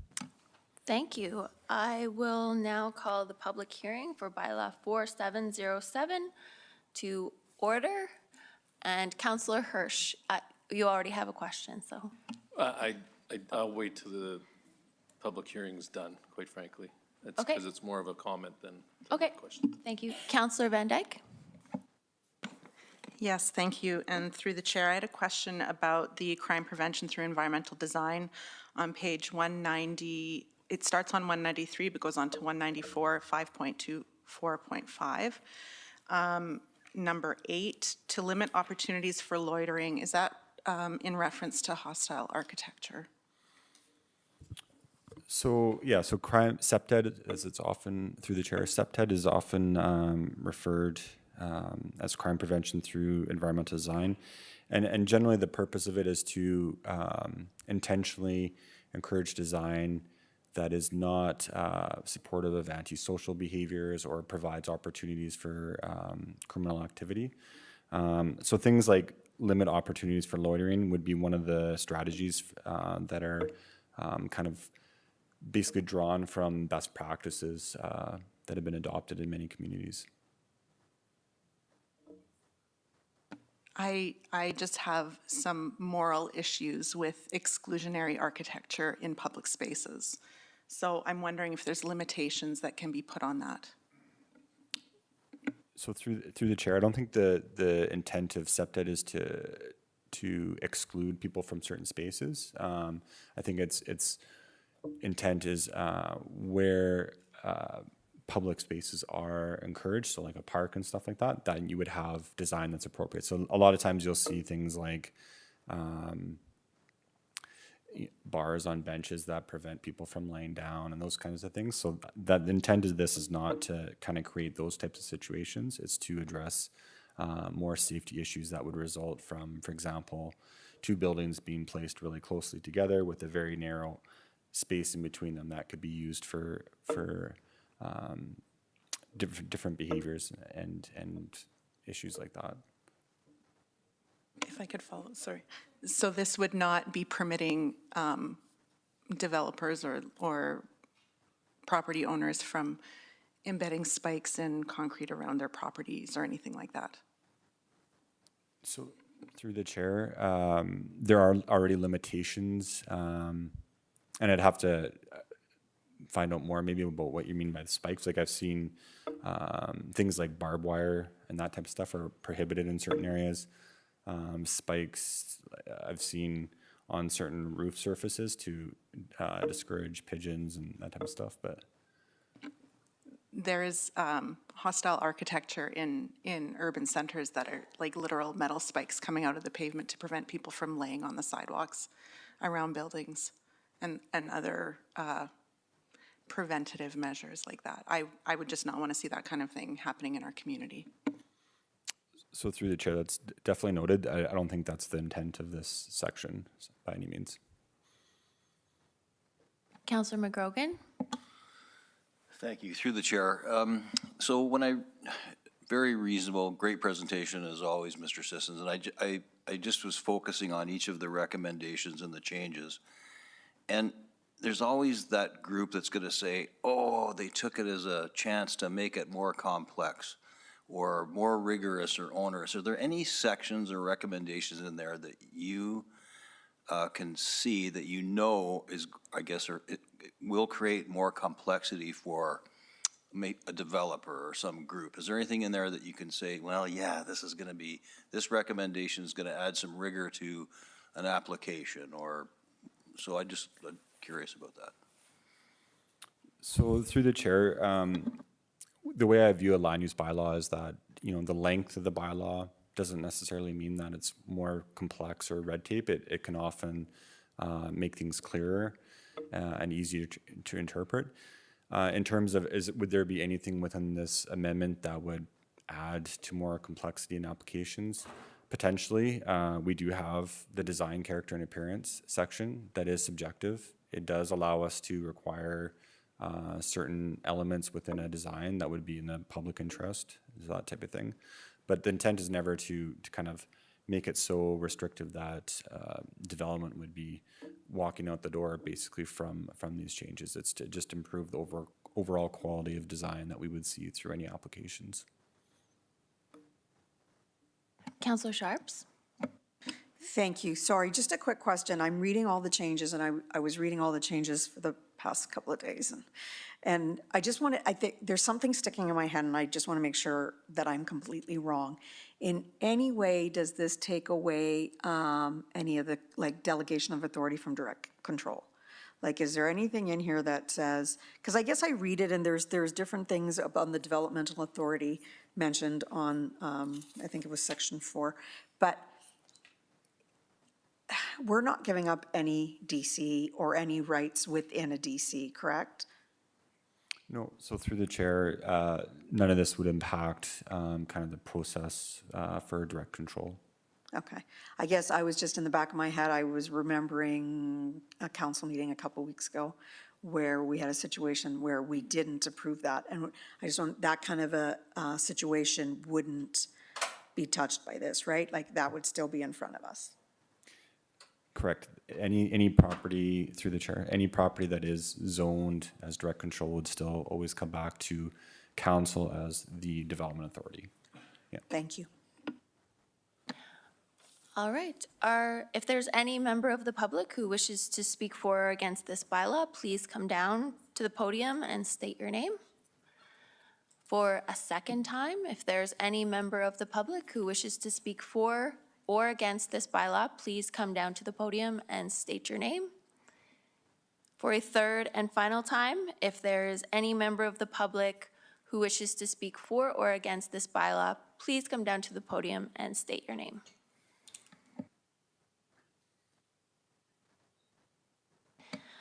And just giving councilors one last time, just raise any concerns or questions, or sorry, raise any questions.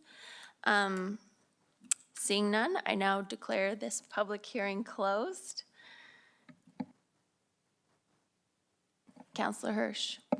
So, Your Worship, I just wanted to wait until the public hearing's done, but I just want to reemphasize the good work of why we need to do this. And there was actually a time prior on council where we actually had a policy that was so late, it was where to hitch your horse. And we actually had to amend that. And so the idea of timely iterations and changes to policy is paramount for us to be successful. And I want to kind of use some examples as to why some of these changes have been made. Words like work from home was really nothing that was ever mentioned prior to a pandemic.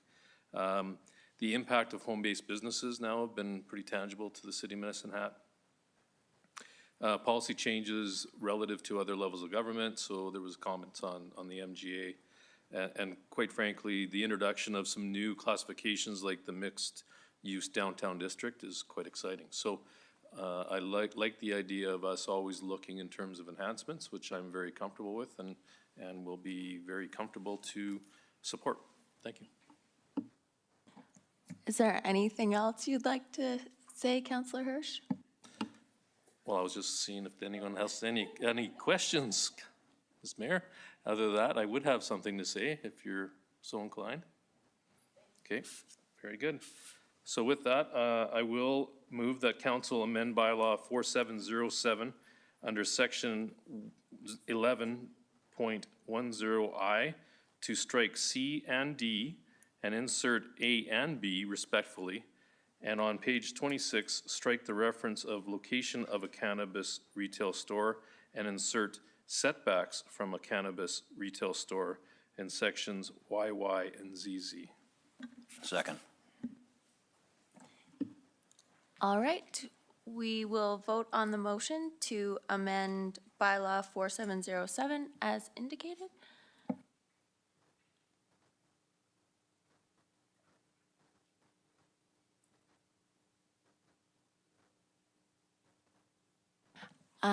City Clerk. Thank you. Through the mayor. Pursuant to the MGA, a member of council who is not present throughout an entire public hearing cannot vote on the subsequent motions. It's a learning process, so this isn't a setback, it's just a learning opportunity. Unfortunately, Councillor Knodel did make herself absent from a portion of the public hearing, and therefore she cannot vote on these motions at this time. Thank you. Okay, that's unanimous. So, Your Worship, at this time, I would like to give second reading to bylaw 4707, amendment to bylaw 4168, the City of Medicine Hat land use bylaw as amended. Second. Any questions or comments? Seeing none, we will vote on second reading to bylaw 4707.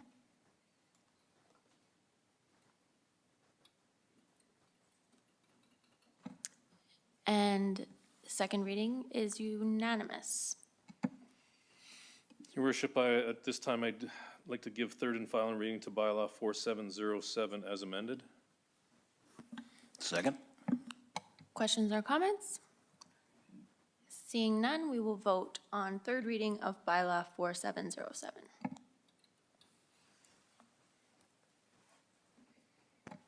And bylaw 4707 is passed unanimously. I am going to call a recess for 5 minutes. Just for a bio break. It's been 2 hours, so.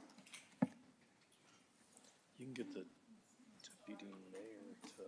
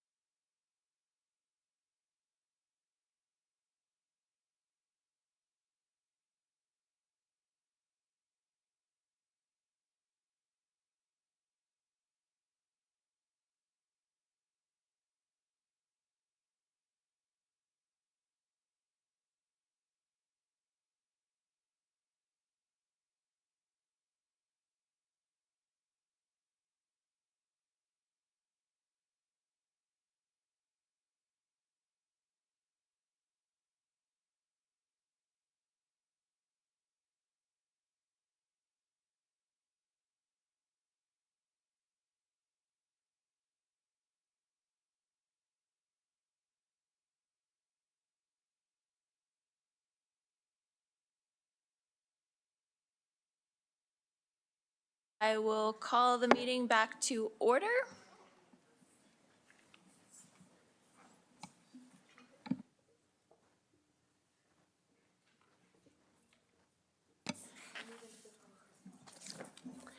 And we are at item 8, reports.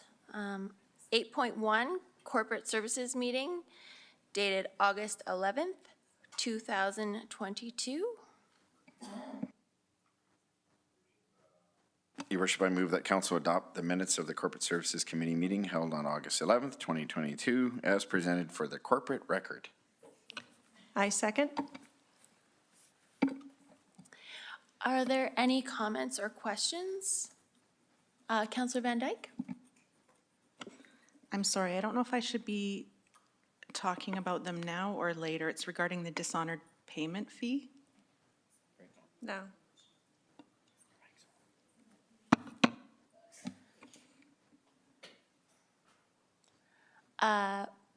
Right now, we're just voting on the adoption of the minutes. Okay. So you can have another opportunity. Yeah, I'll to- wait. I'll wait then. Okay. Thank you. Sorry.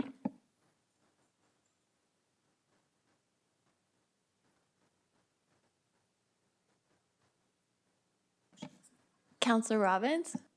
Yes, thank you, Your Worship. I just noted the meeting was adjourned at 11:36 PM. It should be AM. Before we adopt it, we should amend that.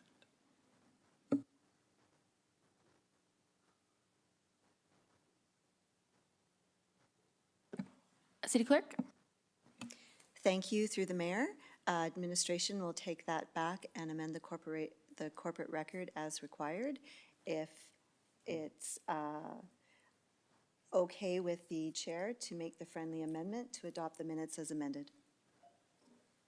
So my experience is through the city clerk that a friendly amendment wouldn't require a formal acknowledgement other than to say we will accept it as a friendly amendment. Is that consistent with your experience, or? Through the chair, that is correct. Thank you. All right, so we will vote on the motion to adopt the minutes of the Corporate Services Committee held on August 11th, 2022, as amended. And that's unanimous. So Councillor Van Dyke wanted to deal with or discuss the dishonored payment fee. So we will need a motion to adopt the dishonored payment fee recommendation. This is not how we normally do it. My apologies for changing your world. Through the chair, Mayor Clark, you can ask for business arising from the Corporate Services Committee and add the item dishonored payments check, dishonored payment fees to the agenda. What's on there? 8.1, number 1.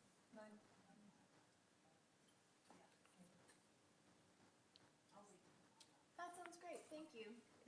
All right, moving on to item 8.2, Energy and Infrastructure Meeting dated August 18th, 2022. I'll motion to accept. Second. Are there any questions or concerns? Councillor Robbins? Thank you, through the chair, Your Worship. I just wanted to say how excited I was when I received the summary of this in the Moose Arena, and I was able to watch the laying of the slab in real time. It's something, and people around the table have experienced it before, but I haven't, where we voted for something to happen and then to see it actually happening in real time like that, like fast forwarded real time, was very satisfying. I also spent some time at Big Marble this weekend watching some little skaters, and there was a lot of enthusiasm about getting back out to the Moose. So I just wanted to say thanks for including that. It's a little line in this summary, but it was really valuable to read. And to see if you haven't watched the time lapse, watch it. It's very satisfying to watch concrete be smooth so perfectly.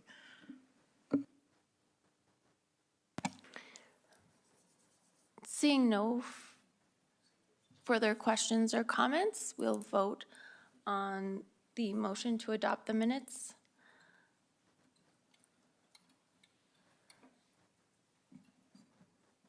And that's unanimous.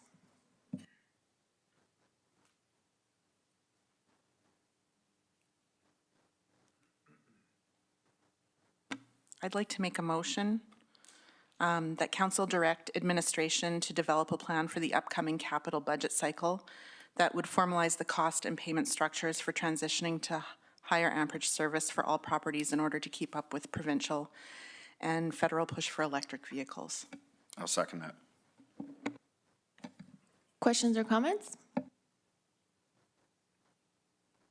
Seeing none, we will vote on the motion to direct administration to come up with a plan for higher amp service.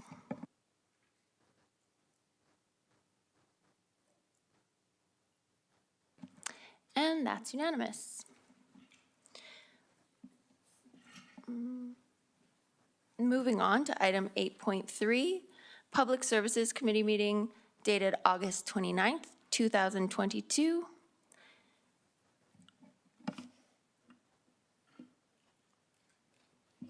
I'll make a motion to accept the minutes. Oh, sorry, I'll second. I didn't know if you were going to. Questions or comments? Seeing none, we will vote on the motion to adopt the minutes of the Public Services Committee meeting held on August 29th, 2022, as presented for the corporate record.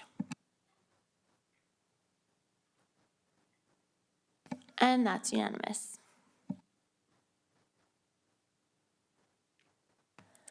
Moving on now to item 8.4, Administrative Committee meeting dated August 31st, 2022. So moved. I'll second. Any comments or questions on the adoption of the minutes?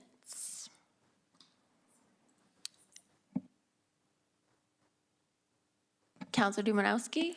Well, Your Worship, I'm going to reveal a secret to the public. We have a new format today. That's just the truth of the matter, and we have a new city clerk, and I'm the old wheel here, and it's taking us time, but certainly just to clarify, so we are adopting 8.4, but that would be separate from 8.4.1. Is that correct? So the discussion about the Urban Hen pilot program will come after this motion, correct? Thank you. Okay, so seeing no questions or comments on the adoption of the minutes, we will vote on the motion.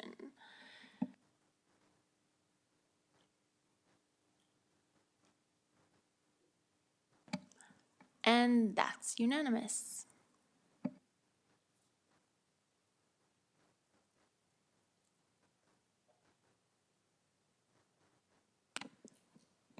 If I may, I would like to make a motion that council direct administration to review other communities in Canada that allow urban hens and develop and bring to a future council meeting an urban hens pilot project for the city of Medicine Hat by the end of Q1 of 2023. Second. Thank you. Questions or comments? Councilor Dumanowski?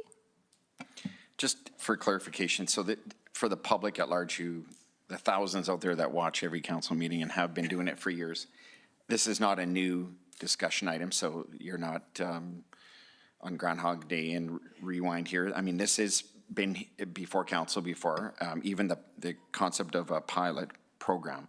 And so I just want to make that clear. And then secondly, I guess my thoughts certainly are that, I mean, the direction of this motion is to have staff come back and presumably update, alter, change best practice, newest experience in relation to the development of an urban hen pilot program.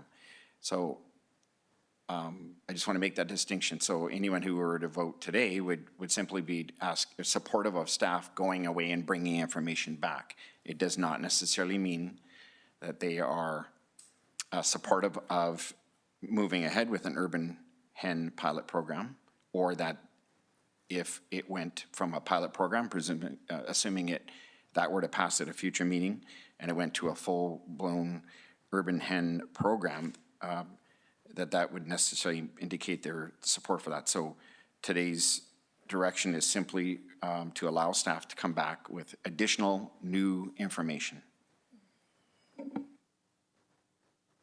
Councillor Robbins?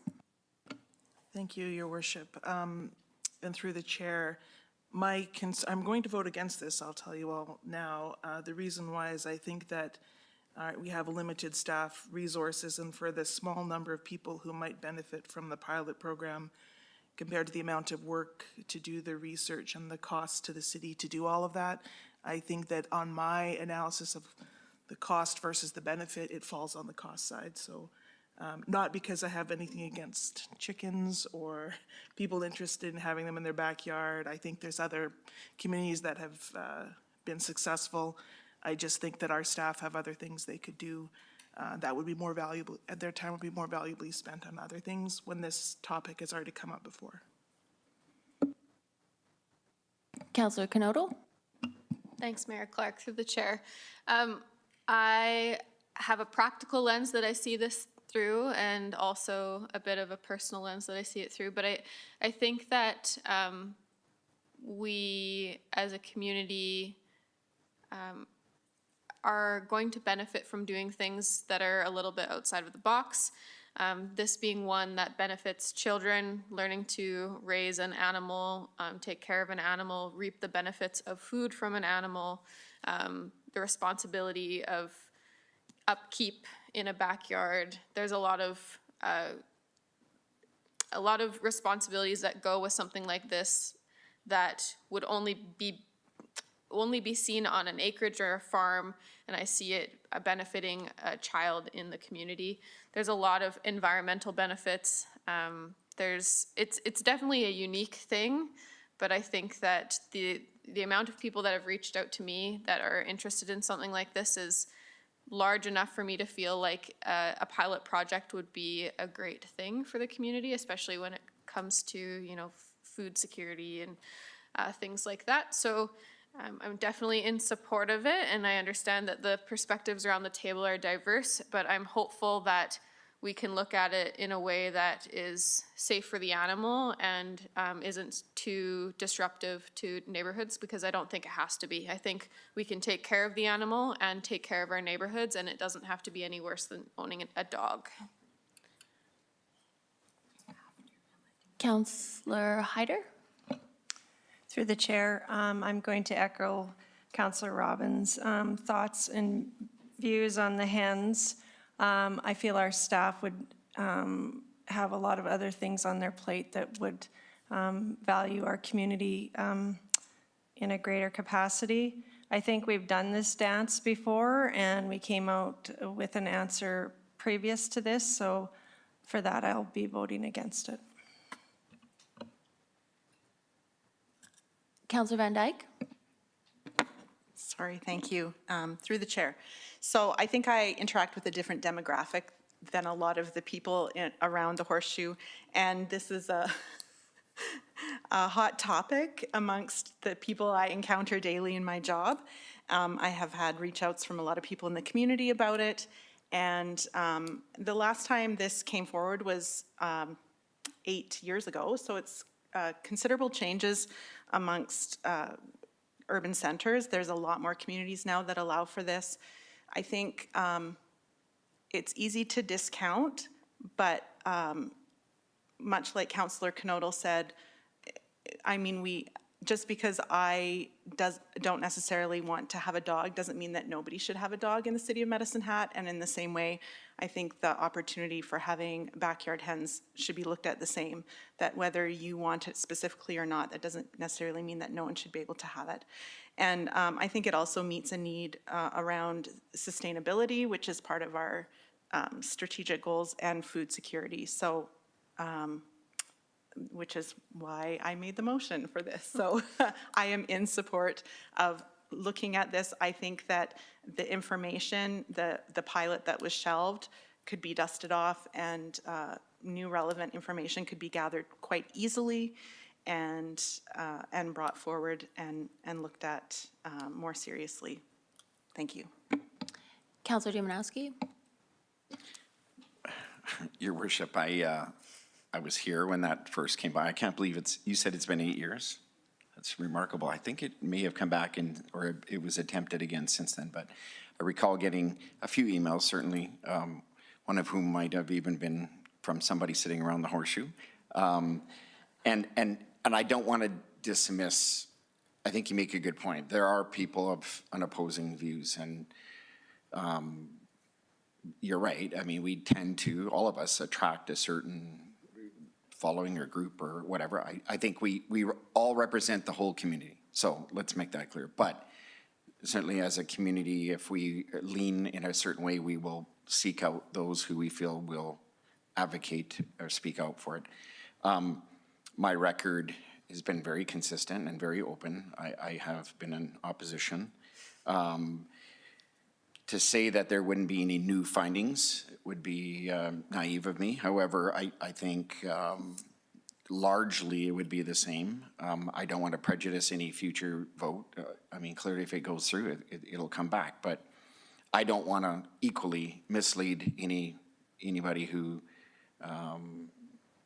shared my view or my findings and my view as a voting member in the past around this issue and confuse them. So my comment earlier was to say that this is to have staff come back with more information. I know staff have more and plenty of things on their to-do list. But for me, it's more around my lack of, I guess, support to see it go further, because I know the vast majority, again, from my perspective, were not in support of it in the past. That doesn't mean it hasn't shifted. But so for today's sake, I don't want to confuse the public, again, from the standpoint of my past voting, so I will not be in support. Councillor McGrogan? Thank you. I swore I wouldn't wade in on chicken debates, but I'm going to. I just wonder if there's a quicker way, and maybe there isn't, but I'm just wondering if, Calgary right now is actually in the midst of a pilot project where 100 people are going to do this. So I'm just wondering, rather than burdening staff with basically repeating what's been done in Calgary, I mean, chickens are chickens, I'm sure it's not going to be much different down here. Can we not just gather some information from best practices and kind of do I guess, a quick and dirty? I don't know if we need to have this community experience chickens in their yards. I think we can probably learn from other neighbors. So I don't know, is there a quicker way to do this than a pilot project? Can we just take best practices from other, I guess, representatives or communities in Alberta that have done this? And I just throw that out there as a possibility. All right, I'm up. I was going to say something similar to Councillor McGrogan, which is, but slightly different, which is that this is very much in line with our incremental innovation thinking in our strategic plan. So it doesn't have to be perfect. It doesn't have to be anything different than what another community has already. If another community's already done all the work, we can just copy it. And if we do that, in my view, it should not be that resource intensive. It's not going to be zero resource, but it shouldn't be as resource intensive as reinventing the wheel or doing something that no one else has done before. Also, this particular motion is just to investigate it and report back. I personally don't understand the consternation around backyard chickens as opposed to dogs or cats. But that's what we're looking to have reported back. And I will note that the previous time that this came to council, it was defeated on a very narrow issue of like neighborhood consultations. So even then, I think it wasn't, the community was definitely against it. So I think it's worthwhile seeking some information, even if that's just like, this community did this, and this is how it turned out. Councilor McGrogan? Thank you. I wonder if we could have the motion just read again, so I know, I can know exactly what I'm voting on. Sure. That council direct administration to review other communities in Canada that allow urban hens and develop and bring to a future council meeting an urban hens pilot project for the city of Medicine Hat by the end of Q1 of 2023. So by voting for this, we're voting for a pilot project in our community, is that right?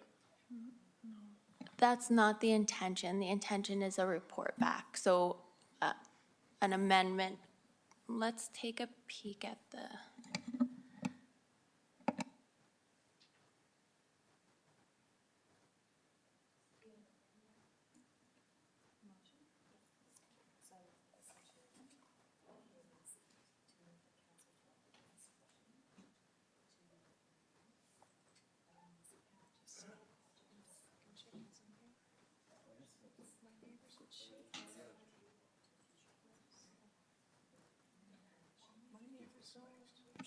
You have a different, it says bring back options. Is that what it's? Mine is different, I can change, we can amend it. Can we amend the motion? Thank you, through the chair. Based on discussion at this table, you need general consent to have a friendly amendment to the motion. So if you propose an amendment of your own motion to your council, they can consent to it. So if I amended it to, let's see here. What Do you about- have a suggestion based on the Yeah, briefing so- note? So this is the motion would be that council direct administration to review other municipalities' pilot projects regarding the development of an urban heads pilot program and bring back options for implementation to a future council meeting by the end of Q1 2023. So it's just that options piece. So does everyone agree that what I just said is a friendly amendment to what Allison's motion was? Okay. But you do need someone to move that. It's a friend, You can't. it's a friendly amendment, so it doesn't, So my version of Robert's Rules of Order has that. we a don't person operate on. That makes a motion cannot amend their own motion. She did, She made a motion. Yeah.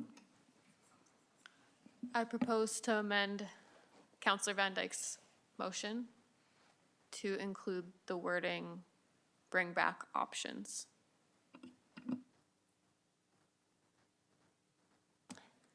anyone want to second that?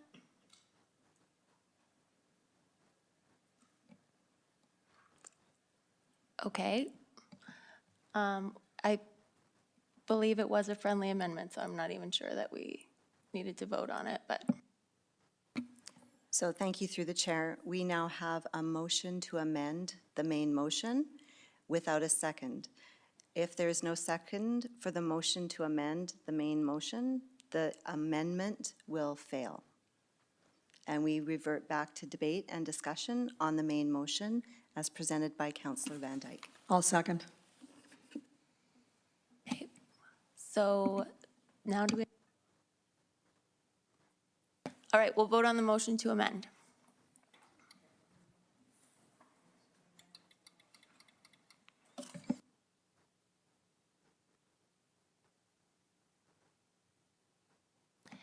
And that's passed. So we are now in debate or discussion about the amended motion. Is there any further questions or comments? Councilor Canoto. I suppose that I'm privy to more information. If other communities can and have done this, I don't know. I don't understand what the logic is behind it not happening if it's not in your own backyard and it's something that people are passionate about and it helps with many different areas of food and life.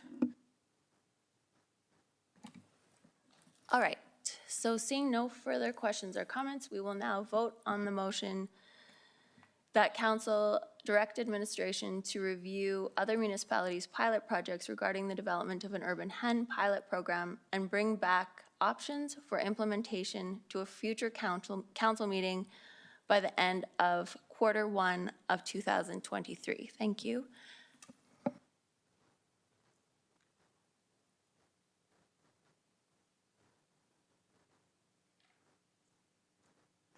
And that is defeated.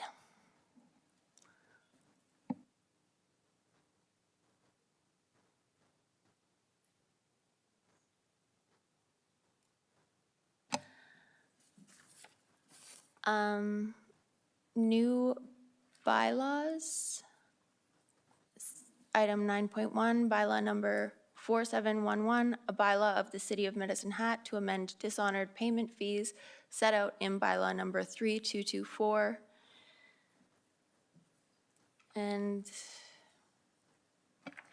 the sponsor is Corporate Services.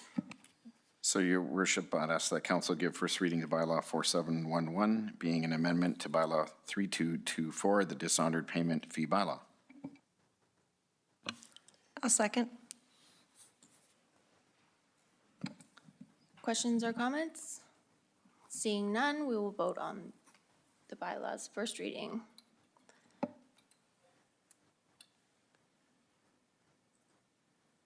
And that's unanimous. Your Worship, I'd ask that council give second reading to bylaw 4711. Second. Questions or comments? Can I get the speakers? Thank you.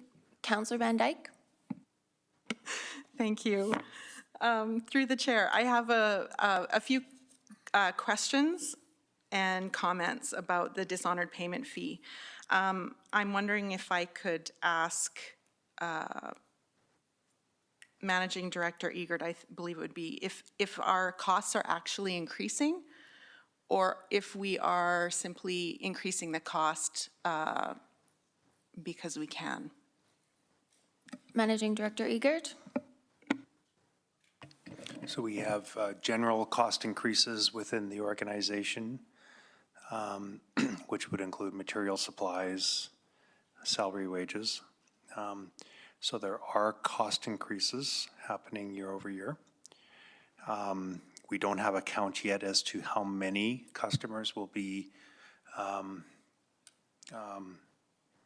defaulting on, well, it's not a defaulted payment, it's a returned item. But I anticipate that may go up during the year, so the number may go up. I will say though, however, when you look at the mid-size cities across Alberta, they're very consistent in terms of what they charge for similar items. Councillor Van Dyke? Yes, so if you'll indulge me a little bit here. So my concern is that we are penalizing people who are probably already low income. And when you combine the $40 city fee with a bank fee of typically between $45 and $48, you're looking at around $88, which if you're a minimum wage worker is over 5 hours of labor to cover the cost of the dishonored fee payments between the city and the bank. And unlike the other fees in this list, which are falling on people who typically can afford to pay them because they're around things like purchasing properties and things like that. So if you're able to purchase a property, you're probably able to cover fees. Dishonored payment fee would fall on utility payments, which, as we know, influences everyone in the community. And so I'm wondering if it's necessary, if there's increased staffing costs associated with this that require the fee increase. And as these processes become more automated, are we able to roll back those fees, much in the way that e-billing reduces daily administration costs and fees as well? I know it's very unusual for government to roll back fees, but I'm wondering if that is a possibility at some point. Managing Director Eckert? So some of these fees are very difficult to determine the actual effort related to it. We don't do time and motion studies related to processing a returned item. However, it does take an intervention by a staff member to actually get the bank report, update our records, call the customer, and so forth. So we do look to improve the process and become more automated for improvements, but there's some aspects that do require people to intervene.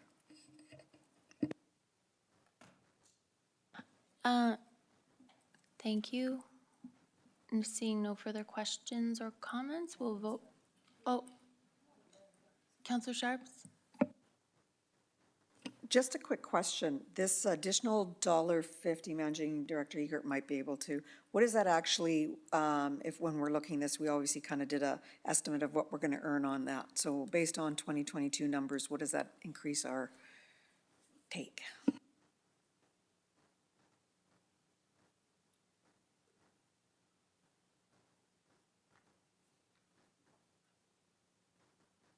So I'm just looking at the briefing note, and just to clarify, you are talking about the dishonored payments?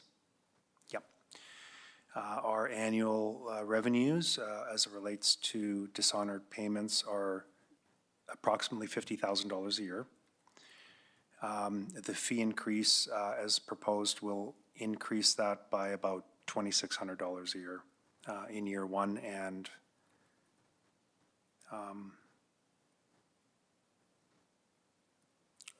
probably similar to in 2024. All right, seeing no further questions or comments, we will vote.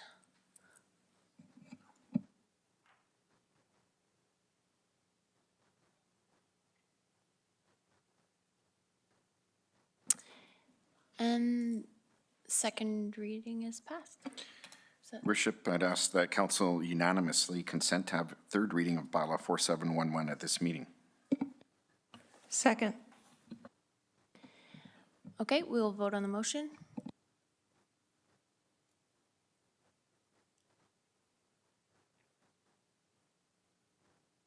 And that's passed. I'd ask that council give third and final reading to bylaw 4711.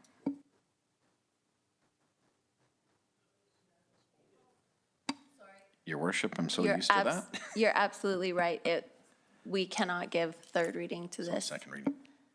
So we will end at second reading, and this will come back for third reading at the next meeting.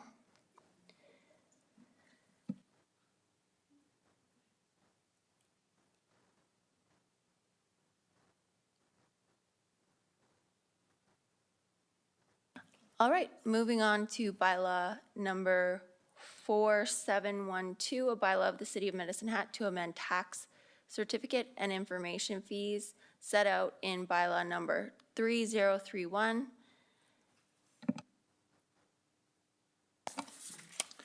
Your worship, I'd ask that council give first reading to bylaw 4712, being an amendment to bylaw 3031, the fees for tax certificates and other information regarding assessments and taxes bylaw. Second. Any questions or comments? We will vote.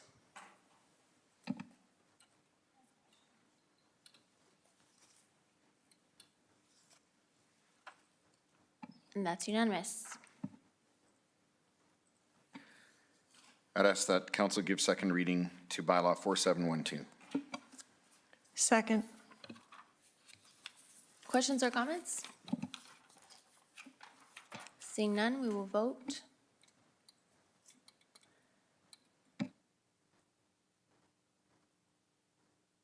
That's unanimous.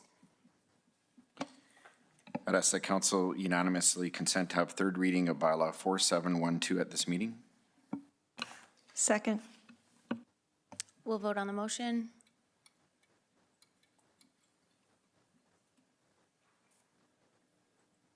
And that's unanimous. Your worship, I'd ask that council give third and final reading to bylaw 4712. Questions or comments?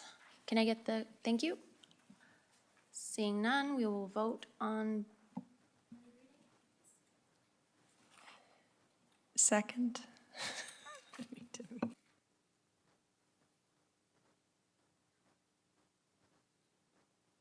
and that's unanimous.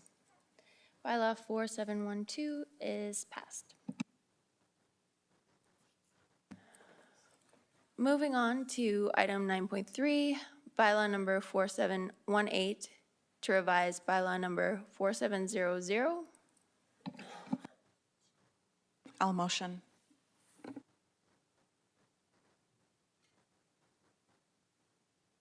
Second.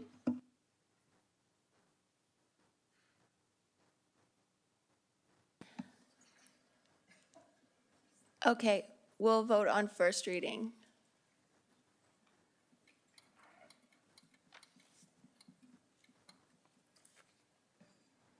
And that's unanimous.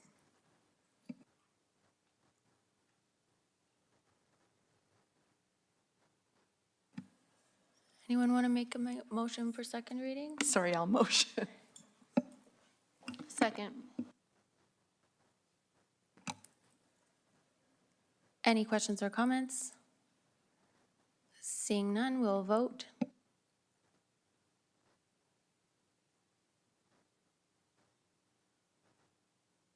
That's unanimous. I would like to make a motion requesting that council unanimously consent to have a third reading of bylaw 4718 at this meeting. Second. All right, we will vote on the motion.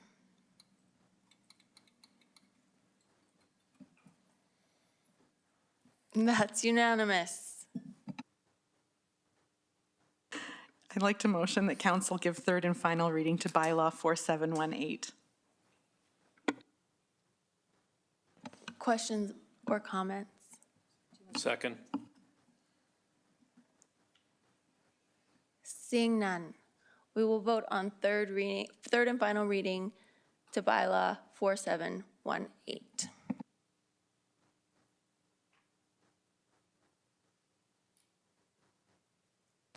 That's unanimous.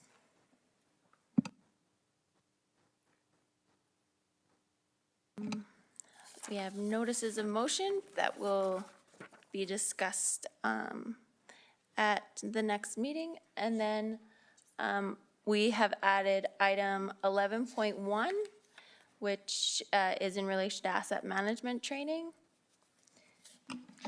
I move that council support the registration and participation of the City of Medicine Hat's municipal administrators in asset management training as offered under the Federation of Canadian Municipalities Municipal Asset Management Program, MAMP. I'll second that. All right, any discussion? Seeing none, we will vote on the motion.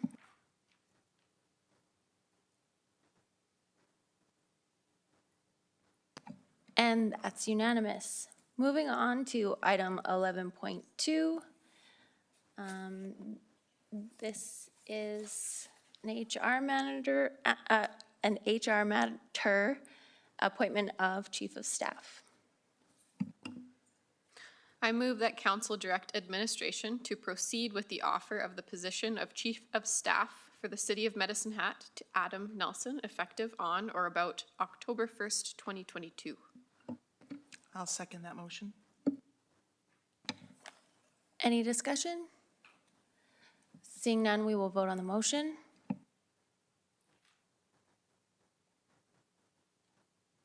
That's unanimous.